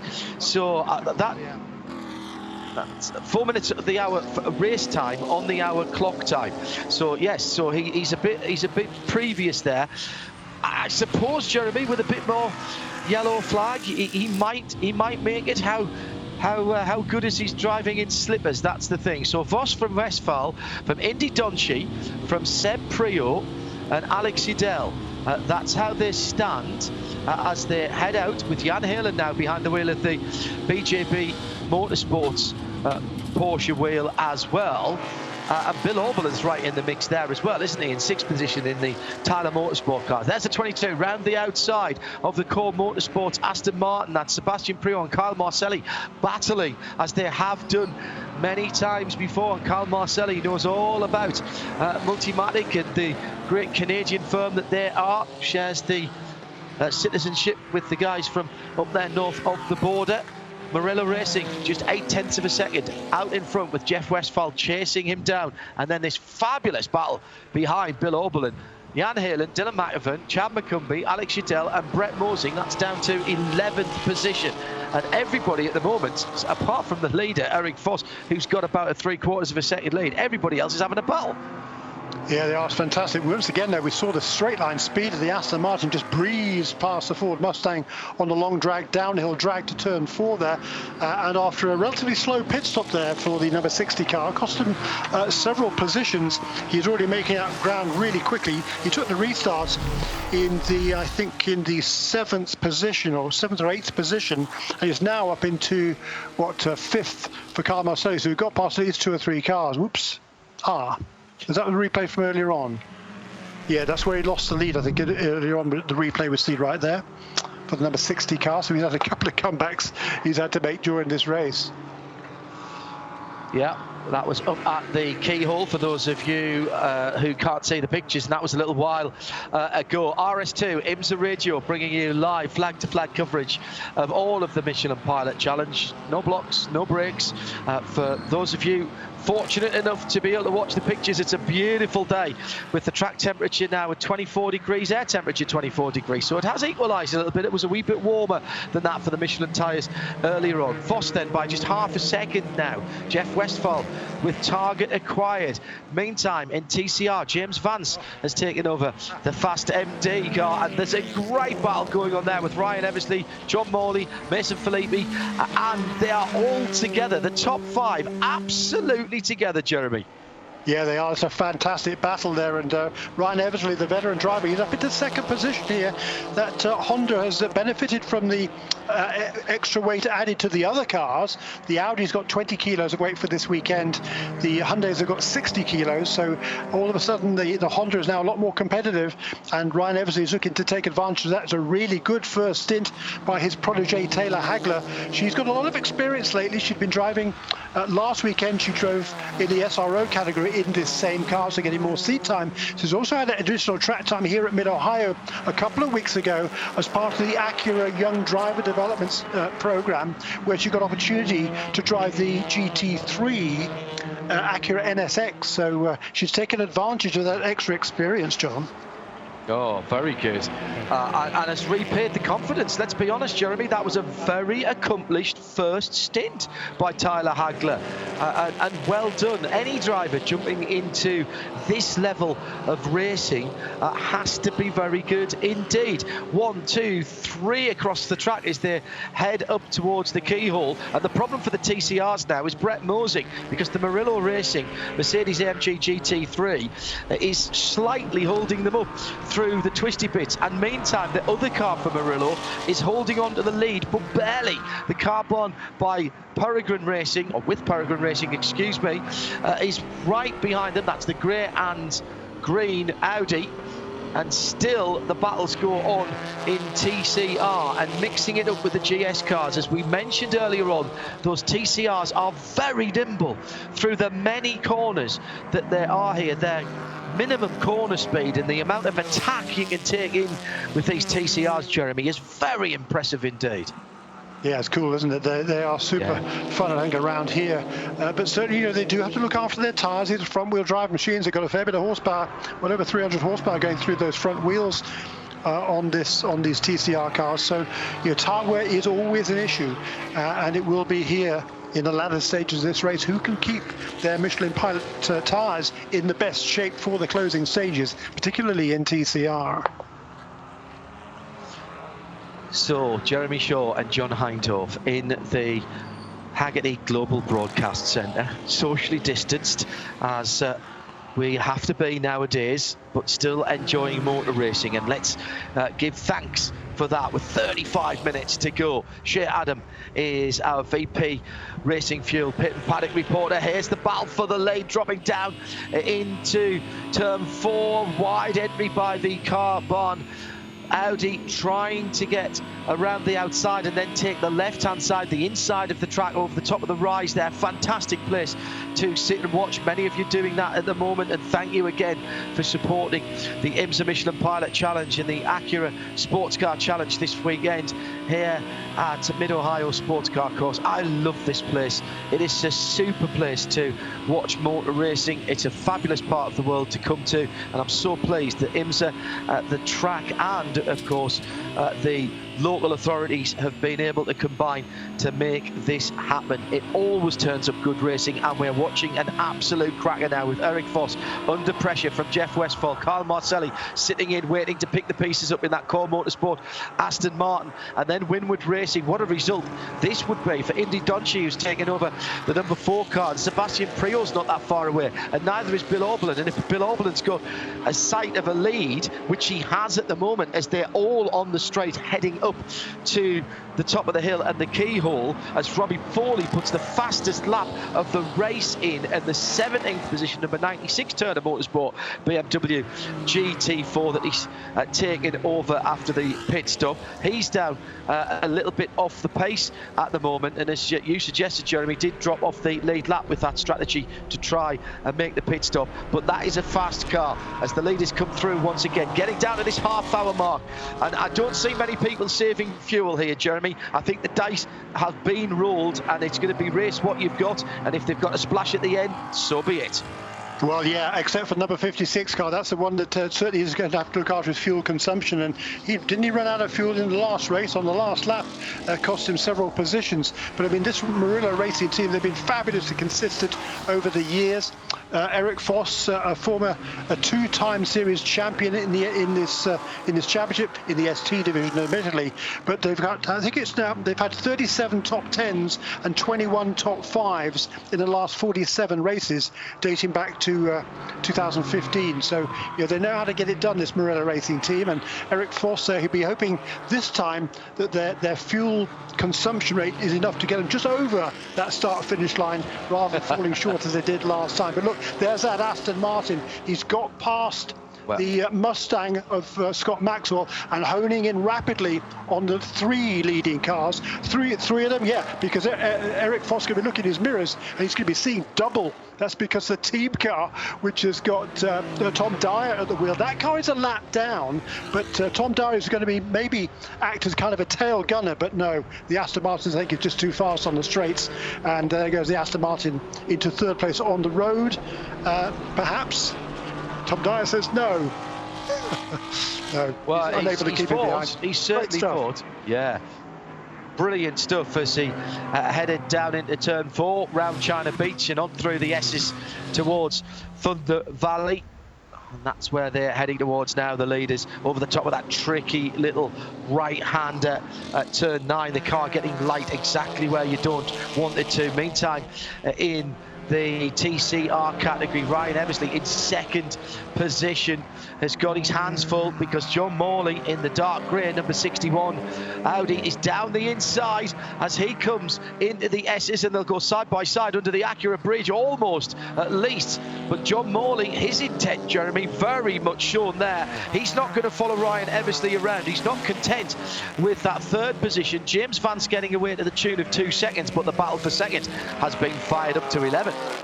Yeah, hasn't it just? And this is going to be really interesting. The two Audis here sandwiching that lone Honda in the field. Ryan Eversley, boy, he's got a massive amount of experience. Taylor Hagler, she's a relative newcomer to this sport, but that's not the case, most definitely, for the number 77 car of Ryan Eversley. He has he's had 101 starts prior to this weekend, 7 victories, so he knows what it takes to get things done. Just watching the relatively different, or the relative performance, should I say, and the different way these cars make their lap times. TCR, a very closely monitored formulae around the world, but it's still good to see that the cars have different strengths and weaknesses, and they will have to be exploited or defended by their respective drivers, of course. The leaders, once again, the laps just tick off so quickly here. I've been doing a quick look at Eric Foss. He's been out about 33 minutes. There's a huge chunk of 6-7 laps in the middle that were under the safety car when we were checking out and making sure that there was nothing nasty on the racing line dropped by the Alpha when it expired in a rather smoky way. And we've got just under 30 minutes to go. I still reckon that's touch and go for that big 3-pointed star, and more importantly, the big engine, Jeremy, behind it for Eric Voss. He's not going slowly, we've got to say that. He's under pressure, yes, but he did a 28.7 last time around, and his best, or that car's best, is a 28.2, so he's within half a second of that car's best lap of the race so far. So maybe looking after the fuel and the tyres a little bit, but not that much. He's doing enough to keep some very good drivers behind him. Well, you're absolutely right, John Hanoff, and he's turning consistent lap times there in that range as well. He's going to have to be defensive down there, so it certainly doesn't look like he's saving fuel. One hopes that they're not going to run shy of the finish. Maybe they need a full course caution to get to the end. I'm sure that would make things a lot more comfortable. But I'm pretty sure that team, they've got a huge amount of experience, and I'm sure the reason they didn't stop, because it was the car was up at the front in any case. The reason they didn't stop is because they think they can get to the end still running a really, really good pace. So we will see, as you say, 28 minutes and change remaining. I've got a feeling that this one is going to run. Well, that's a good point, Jeremy, and that could be the spoiler, couldn't it? You mentioned the second of the car barn cars running a lap off the lead for Tom Dyer, but he's only 3 cars away from getting back on the lead lap, and if he can stick on the back of the multicoloured Aston, he might have a genuine opportunity to be able to do that. Would he do it? Particularly, how hard would he have to do it to get past his team car, which is sitting in second position at the moment as they round the keyhole at the top of the hill? I'm not sure that there may be some risk versus reward calculations going on the Carbon with Peregrine Racing pit stand at the moment. Under 28 minutes to go. Here comes the Aston Martin. There goes the Aston Martin down into turn 4, as really was as simple as that, through into second position for Kyle Marcelli. Now, Kyle didn't make it too difficult, but I'm not sure there was very much he could do. But he might be playing the longer game here, Jeremy, and thinking to himself, well, Kyle Marcelli might push that number 56 car into either a mistake that I can benefit from or using more fuel, which I can definitely benefit from. Yeah, true. I mean, the Aston clearly has the legs on the Audi here. We've seen that. We've seen that consistently through the season. In fact, the Audi team, they've been telling me for a long, long time that they just don't have the straight line speed, and certainly it was very, very apparent here today. Twice in this race, number 60 cars breezed past on that long downhill straightaway. So very frustrating. But look, the Audi and the Aston Martin, they're both very good on their tyres as well. Yes, that's true. I thought there was going to be a very cheeky little move into turn 1 there by Kyle Marcelli in that number 60 multicoloured Aston. Mostly white, but with a teal blue and green and very, very bright pink on the front end of that car. Really accentuates the svelte and very flowing lines of the new Aston Martin V8 Vantage. Down onto the back straight again, down the hill, immediately to the left-hand side of the circuit for Kyle Marcelli. And the Canadian is already ahead as he goes through the safety car line. But now he's going to have to tough it out on the outside line through turn 4. It's very, very dirty out there. There's a lot of tyre debris, and he couldn't get the turn in. And it might cost him second place. But now the same problem for Jeff Westphal, who has to go onto the dirty stuff. But he does get the inside line at the bottom of the hill as he heads through the S's and back into second position for the car that's been super competitive, the team that's been super competitive and super consistent in their results all year. Core Motorsports down to third, Carbon back up to second place. Great stuff. Great stuff. A great opportunist driving there from Jeff Westphal to take advantage of the fact that the number 60 Aston Martin was just pushed off the optimal line, and Westphal able to take advantage of that, get around the outside, top of the hill in turn 5, which then translates to the inside at turn 6. Look, there's a championship at stake here for those two. They are the top dogs in this championship, just separated by 1 point. Goodly margin now ahead of everybody else. But look, in their mirrors, there is Indy Dontje right there for Windward Racing, and at number 4 Mercedes, and Seb Prio in number 22 Multimatic Ford Mustang as well. This is a 6-car train with the lapped car of Tom Dyer in there as well. Great fun. 3 seconds further back, Alex Udell, then Bill Oberlin has dropped back a wee bit. He's got Jan Hill and half a second behind him. Dylan McAvan for the Bimmer World Cars, a further second back in the top 10, made up by Chad McCumbee for PF Racing. He's taken over that bright Mustang. 9 seconds between the top 10. And Shea Adam has got some news in this VP Racing Fuel pit lane report, and it might just be about how much VP Racing Fuel that the lead car, that number 56 Murillo Racing Mercedes, has got to play with. Shea. I just checked in with Jeff Mosing, the driver who started that 56 Murillo Racing Mercedes, who says hello to you and Jeremy, by the way. He says, hello back. If they stay, yeah, hello back, Jeff. I know you can hear us over the PA speakers. If they stay green, it's going to be very, very close. He doesn't think that they will necessarily be able to make it. If they get any sort of caution, they're good to go. And that's what Foss is driving towards. Yeah, I think that's very honest to say that. I mean, we can look at it and we can make the the call on it, Jeremy, but it's sometimes the teams don't give you the full picture, and we understand why, because there's strategic reasons for that. But they are on the edge here. I don't think it'll take them that much, because the fuel saving around here, the laps go by very, very quickly, and the fuel saving is very big indeed because of these long flat out blasts like the leaders are on now down the back straight. But I think full green, and it's a cough and a splutter, possibly 2, maybe 3 laps from the end. I mean, that's only 4 minutes, 5 minutes of racing, of course, and that's the problem for the guys at Murillo Racing. Meantime, that second place battle has... sorry, Jeremy, go ahead. No, I beg your pardon, John. I mean, just the last race, they tried this gamble as well, and it backfired on the very last lap. So they're certainly going to be hoping that lightning does not strike twice. Meanwhile, for Fast MD with Speed Syndicate Racing, there is number 23 car, James Vance from Toronto in Ontario, Canada. He's extending his lead just little by little over that battle for second place between Ryan Eversley and John Morley. Oh, magnificent.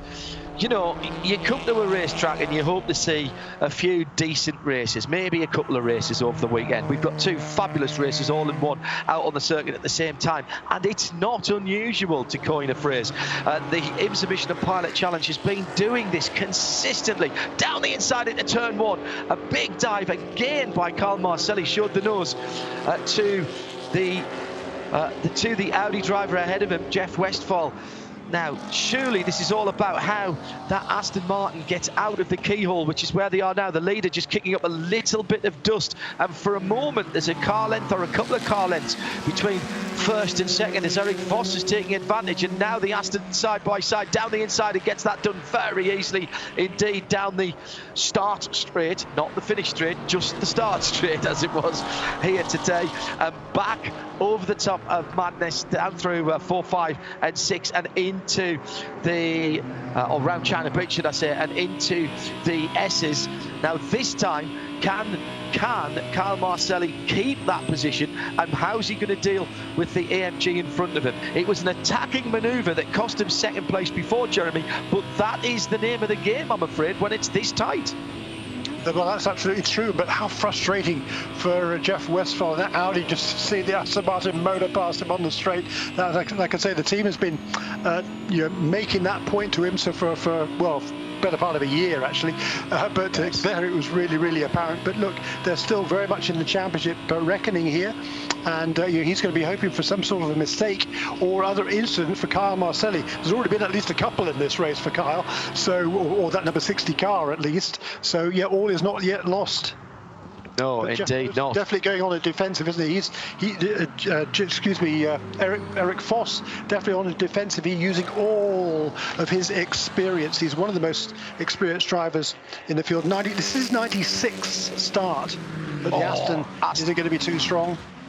I think it will be. It's going to go round to the left-hand side, and even just prior to the kink, really, wasn't it? That was a done deal. A bit of headlamp flashing from the Murillo racing car, which goes down the outside and tries to tough it out, and does tough it out. That's a magnificent piece of driving by both of those drivers. And again, Carl Marcelli in the Aston just loses out a little bit. Couldn't get that car turned in at the bottom of the hill to turn 4. The car was just drifting a little bit. Marcelli was struggling, and that instinct that a racing driver, a good racing driver has, was absolutely seized upon by Eric Voss of Murillo Racing. You mentioned Jeff Westphal taking the opportunist manoeuvre earlier on, and that was brilliant stuff from Eric Voss. Just a quick point as well, there's a few people asking on at IMSA Radio on Twitter about what's happening to 1 or 2 cars. Remember, the Rebel Rock racing car didn't start after an accident earlier in the week. We've lost the Riley Motorsports Mercedes number 35, the McCann Racing Audi number 8 has stopped. We've also lost the KMW Alfa Romeo Giulietta with a very smoky engine. Stephen Simpson pitted quite a long time ago with the number 54 car, and we haven't seen that since. And the latest one to join the retirements list behind the wall now for Turner Motorsport and Robbie Foley, after that 96 car had set the fastest lap of the race for GS at a 1:27.7, but it will go no further. It's gone behind the wall. Sebastian Priaulx is side by side now in the Multimatic Mustang, and he's in between the two Winward Racing car, and if he's not battling one, he's battling the other. And in fact, I think that was Alex Uddel just going through and taking the position in the more stock looking of those cars. The more silver car, the black and red car ahead of him, is his teammate. So that's Winward Racing then up to 4th and 5th position. Both of the cars running very, very well indeed today for Winward HTP.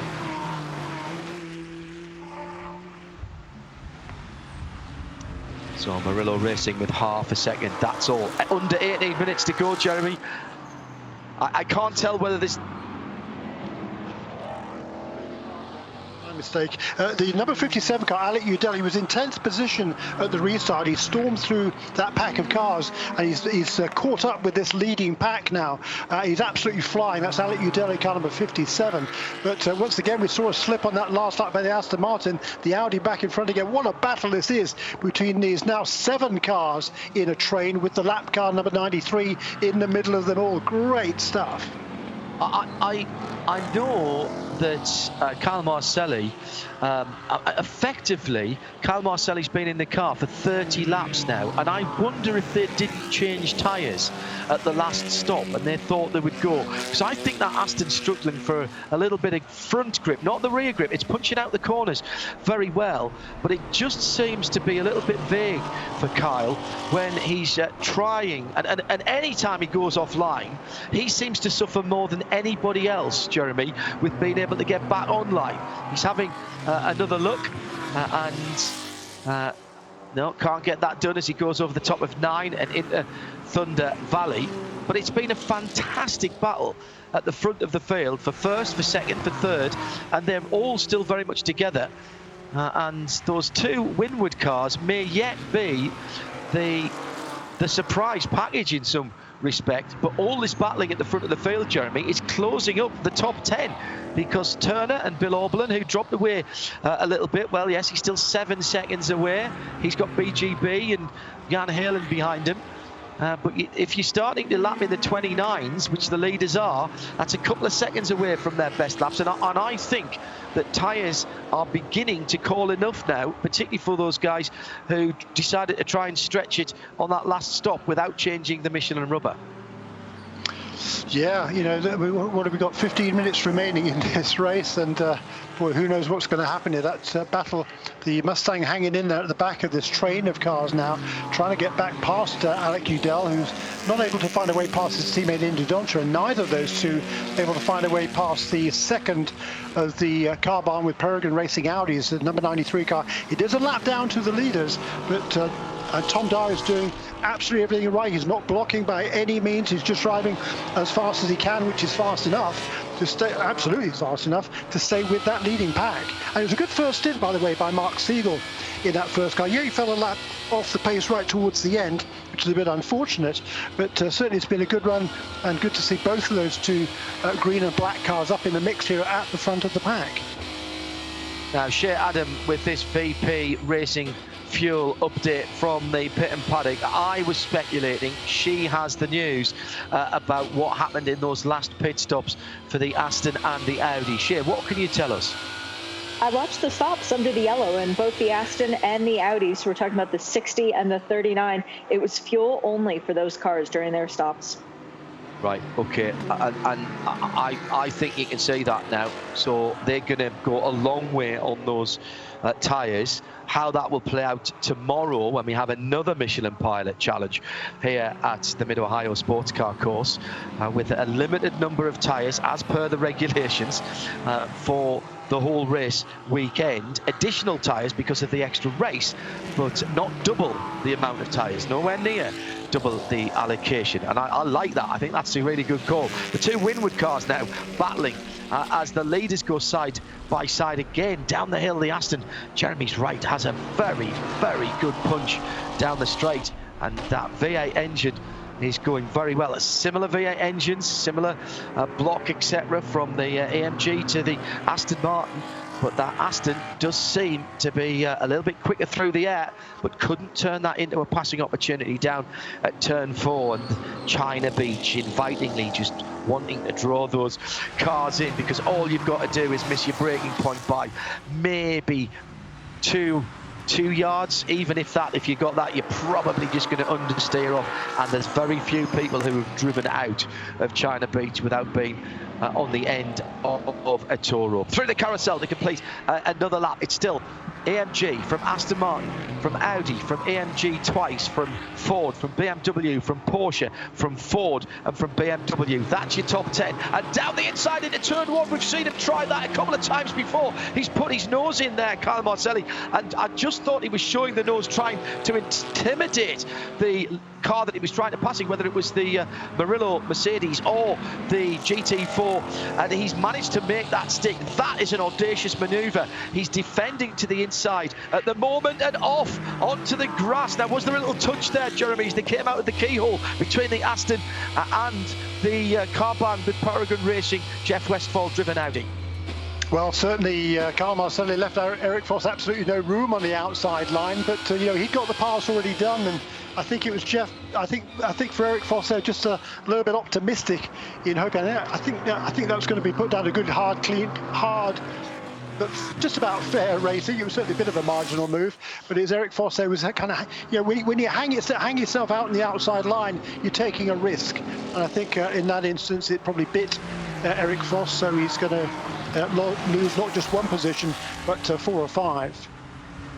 I think for me, the deciding factor for that was that the Aston was already ahead at that point, and Foss was trying to fight back. If the Aston had died up the inside and ushered him off, I may have looked at that. In fact, I would have looked at that, I think, Jeremy, with how much racing we see in the States. I might have looked at that differently, but the Aston was there. It was hugging the inside. It's going to drift out, and with Eric trying to come round the outside and take back the lead, I think, as you say, it was very optimistic.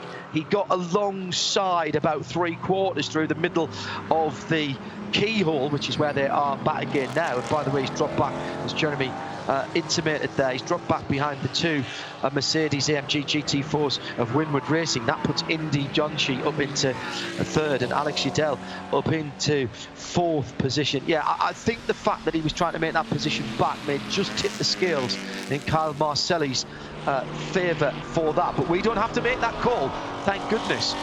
Is it being looked at? I'm not sure. We'll find out. What we will say about IMSA is, for those type of incidents, decisions tend to be made very quickly, and we're down within 11 minutes to go. So if it is being looked at, and they tend to also let us know on the race control channel what is going on. We haven't talked about TCR for a while, and that's because there's been so much battling at the front of the field.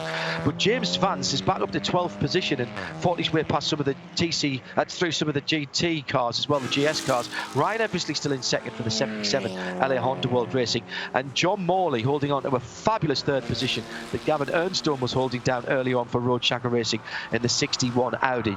It's a little bit of a lonely run for James Vance at the moment, because he has got Tim Probert in the Murillo Racing number 65 car. That's the second of the two Murillo Racing cars. He's got that and quite a few seconds between himself and Eversley in second position. Under 10 minutes to go, Jeremy. Marcelli at the front by 1.2 seconds. It's a battle between him and Westphal, but Indy Donchi and Alex Udell look very, very dangerous to me.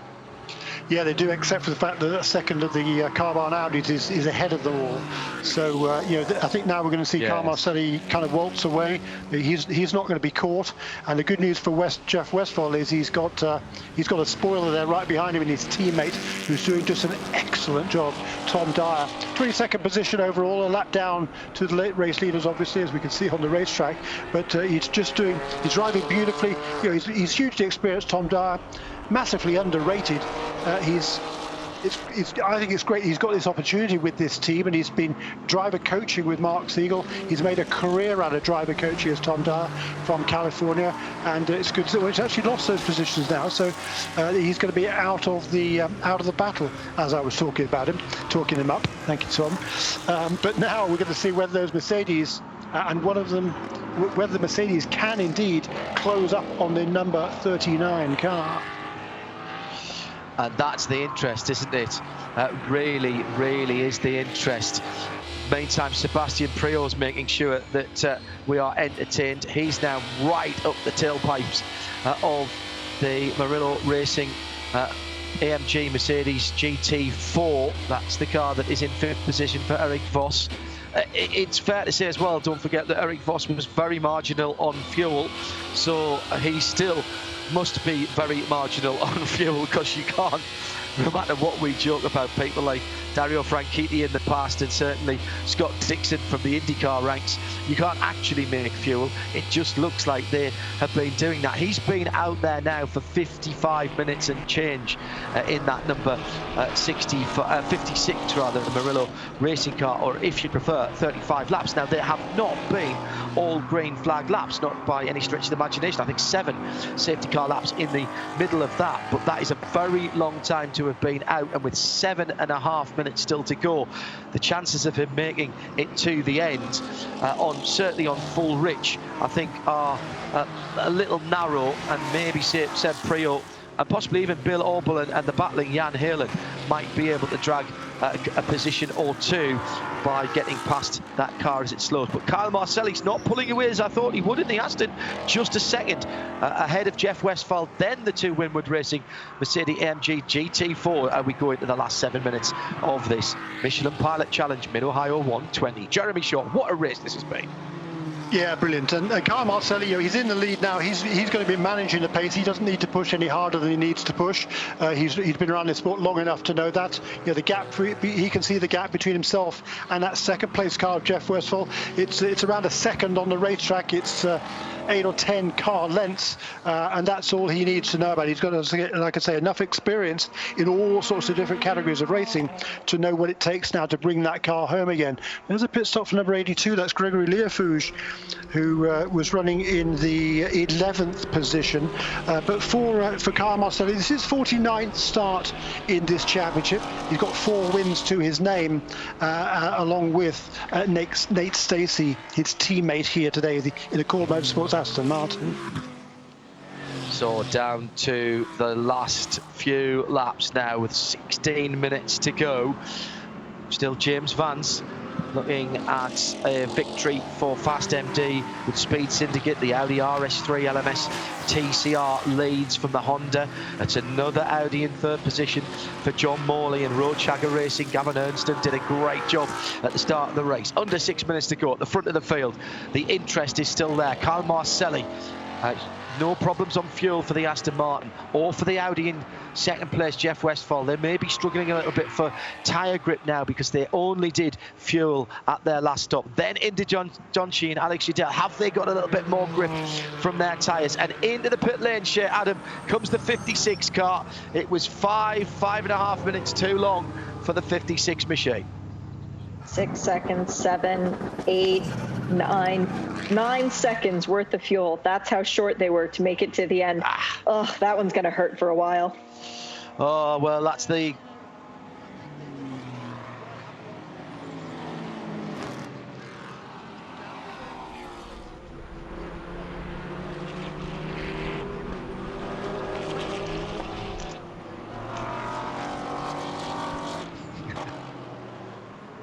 Yeah, just under the hour mark when he came into the pit lane.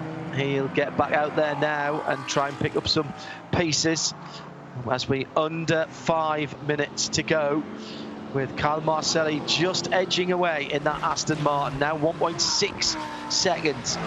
And is Indy Donchi going to settle for third?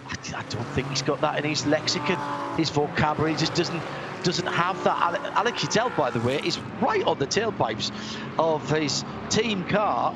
The two Mercedes running in different colours. The Mobil 1 livery on that sort of dark grey, almost charcoal flat grey with the very dark red hindquarters. That's the number 4 car, and that car sits in third for Indy Donchi.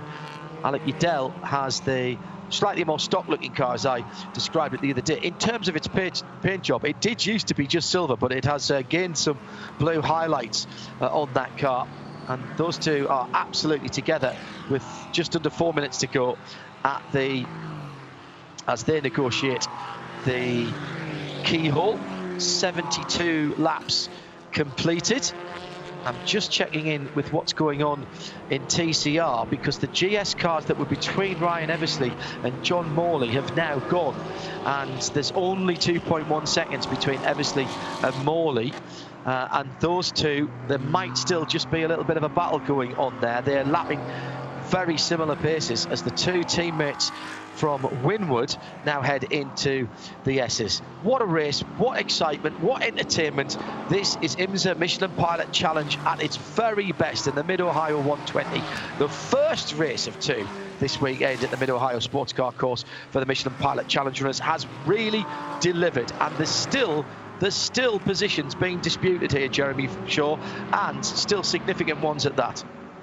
Yeah, I completely agree with you. I think, 2 minutes and 50 seconds remaining. I think we'll probably be white flag next time around. So 2 laps to go as we see this battle. This has been a long-term battle between the number 80, which is driven by Dylan McIvern, former series champion, and Chad McCumbee in the Ford Mustang that we talked about earlier on, giving shades of pink. That's very much pink, is that Ford Mustang. Great battle between these two, and with the pit stop for the number 56 car, that now becomes a battle for 8th place.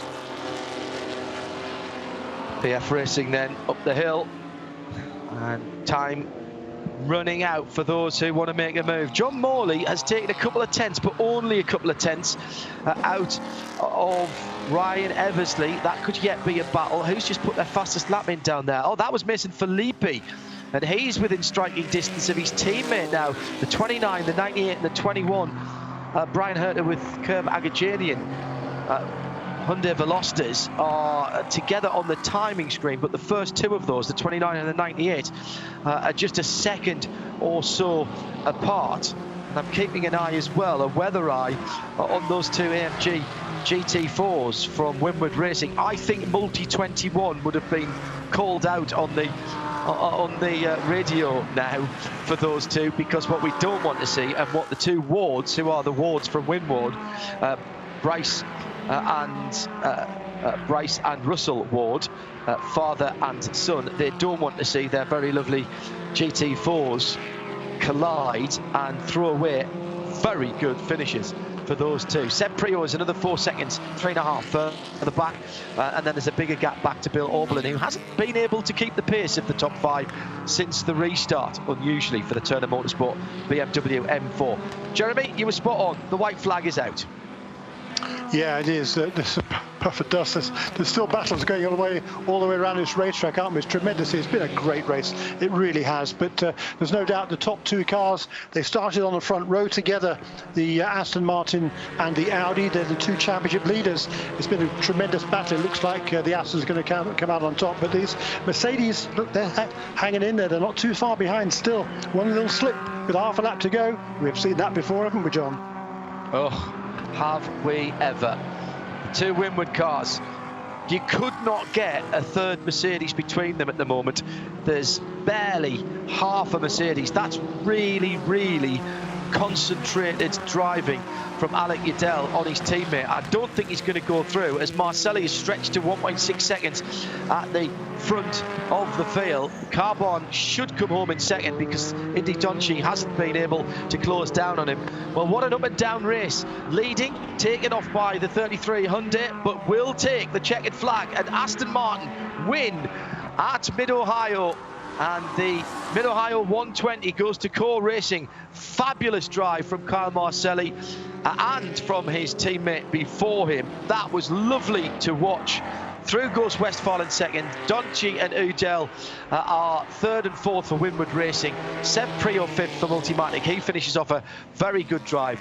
Then Turner Motorsport and Bill Oberlin. Jan Halen charged all the way at the end and was only half a second behind Bill Oberlin. That was seventh. Then McIvern looks like Chad McCumbee in the Ford Mustang GT4. Yes, he's gone through. And Eric Voss with that late pit stop rounds off the top 10. What about the TCRs? Simple answer. Well, Mason Filippi will be fifth. Harry Grossacker will be sixth, because they were a lap down and they've already taken the checkered flag. Gabby Chavez will be seventh. But what about the top positions? Well, James Vance is going to be on the edge of the top dozen. Top top drive by Fast MD, top drive by both of their drivers, and the Audi RS3 LMS GT3 will take the victory in TCR here, and it will be 2 Audis on the podium. Ryan Eversley will hold on to second position for LA Honda World, and what a great race it's been for Ryan and for Tyler Hagler, who started the race and really put them in a fabulous position. Say exactly the same about John Morley and Road Shagger Racing. Gavin Ernstone did his bit at the beginning. So it's Fast MD, LA Honda World Racing and Road Shagger Racing, Audi, Honda, Audi in TCR. Pick the bones out of that, Jeremy Shaw. Excitement, entertainment, worth the price of admission? Definitely. So that was absolutely tremendous, and look, it's our 6th different manufacturer to win a race this season in GS. How amazing is that? The first race won by Mercedes, then Audi, then McLaren, then BMW, then Chevrolet, now Aston Martin as well. Absolutely fantastic. Hats off to IMSA here. I think the Aston Martin is certainly very fleet in a straight line, but those other cars are pretty quick around the corners. And this is a handling track, so the Aston Martin certainly is. It's a very fast car, but it's been beautifully driven this weekend by Nate Stacey, who had the pole position, and Carl Marcelli brings home the victory. I'll let Jeremy do a little bit of arithmetic and we'll get some points to you as well. But let's just revel for a moment in what we have witnessed, whether you were listening on IMSA Radio, on RS2 or on IMSA TV. If you were watching there, you have just witnessed an absolutely quality 2-hour sports car race, which has had it all. Feel sorry for one or two of the guys who didn't quite get it done. Again, just coming up a bit short on the fuel for Murillo Racing, but they were contenders all the way through. Strangely off the pace after the pit stops for Turner Motorsport after their BMW M4 GT4 had been good early on. And let's not forget, Robbie Foley set the fastest lap in the sister car. Before that, had to go behind the wall. The 96 car was retired. Nate Stacey and Kyle Marcelli. What a drive. What a win for Aston Martin. Jeremy Shaw, what can you tell us about the point standings? Well, yeah, the Audi came in here with a 1-point edge over the Aston Martin, but will leave with a 2-point deficit. It'll be Nate Stacey and Kyle Marcelli on 174 points to the 172 of Tyler McQuarrie and Jeff Westphal. But another race to go tomorrow, and then there's 3 more races in the season after that. So that's going to be a tremendous battle. With the problems again today for Jim Cox and Dylan Murray, and a disappointing finish for Alan Brynjolfsson and Trent Hinman. That car was punted off earlier in the race, of course. They're going to fall quite a long way back now in the points standings. I think it's probably going to move. Russell Ward, I think, will probably move up into the 3rd position in the overall points, just about, but a long, long way behind, probably 30 points behind the 2 leaders. Fantastic stuff. And in TCR, James Vance, Fast MD Racing with Speed Syndicate, he brought it home. But to be fair, Jeremy, that was a great team effort for the number 23 team. Well, it was, and yeah, the 3rd pole position of the season. Now they've been able to bring that car home to the checkered flag for the first time. Very, very well earned victory for that. That number 23 team. I mean, look, they've been knocking on the door so many times. Both those two, they've already got 1 win to their credit, but the best finish this season prior to this weekend was a 4th place. So a great result for that Speed Syndicate Motorsport with Fast MD Racing team. And in 2nd position, nice to see the Hondas back on form as well. And that was a great, and again, top 3 in TCR, you've got to say, Jeremy, great team effort. The lesser experienced drivers in at the beginning all played their part. And both 2nd and 3rd particularly, you could say that about John Morley and Ryan Eversley. We know how good those guys are. But both Gavin Ernstone and Tyler Hagler, they're nowhere near the experience of some of the drivers they had around them. And they performed admirably in the first part of the race. Yeah, they did, and it was a great race all the way around. Just done a quick tally of the points here in in TCR, it's crazy close. I think Ryan Norman and Gabby Chavez, they came in with a 2-point edge over Harry Gottsacker and Mark Wilkins. They will leave going into tomorrow's race with a 1-point edge, 170 to 169, and just 2 points behind them in third position is a third of the Brian Herder Autosport Hyundais, Mason Filippi and Michael Lewis. Wow. So they will be 1, 2, 3 in the points. This fourth, the third place finish today for Gavin Ernstone and John Morley will be enough to move them up into the fourth position in the points on 154. So only 16 points off the championship lead, with just over half of the season in the books. Jeremy Shaw was in the Haggerty Global Broadcast Centre with me. John Hindorf, Shea Adam was our VP Racing Fuel Pit and Paddock reporter. And we have got another one of those tomorrow on Super Sunday. Well, we were supposed to be Super Saturday. It's Sublime Sunday. So much racing for you. Another 120 minutes. Thanks to our colleagues at NASCAR Productions up in Charlotte. That was a cracker. Stay tuned to IMSA Radio and IMSA TV. Plenty more racing this Saturday from Mid-Ohio.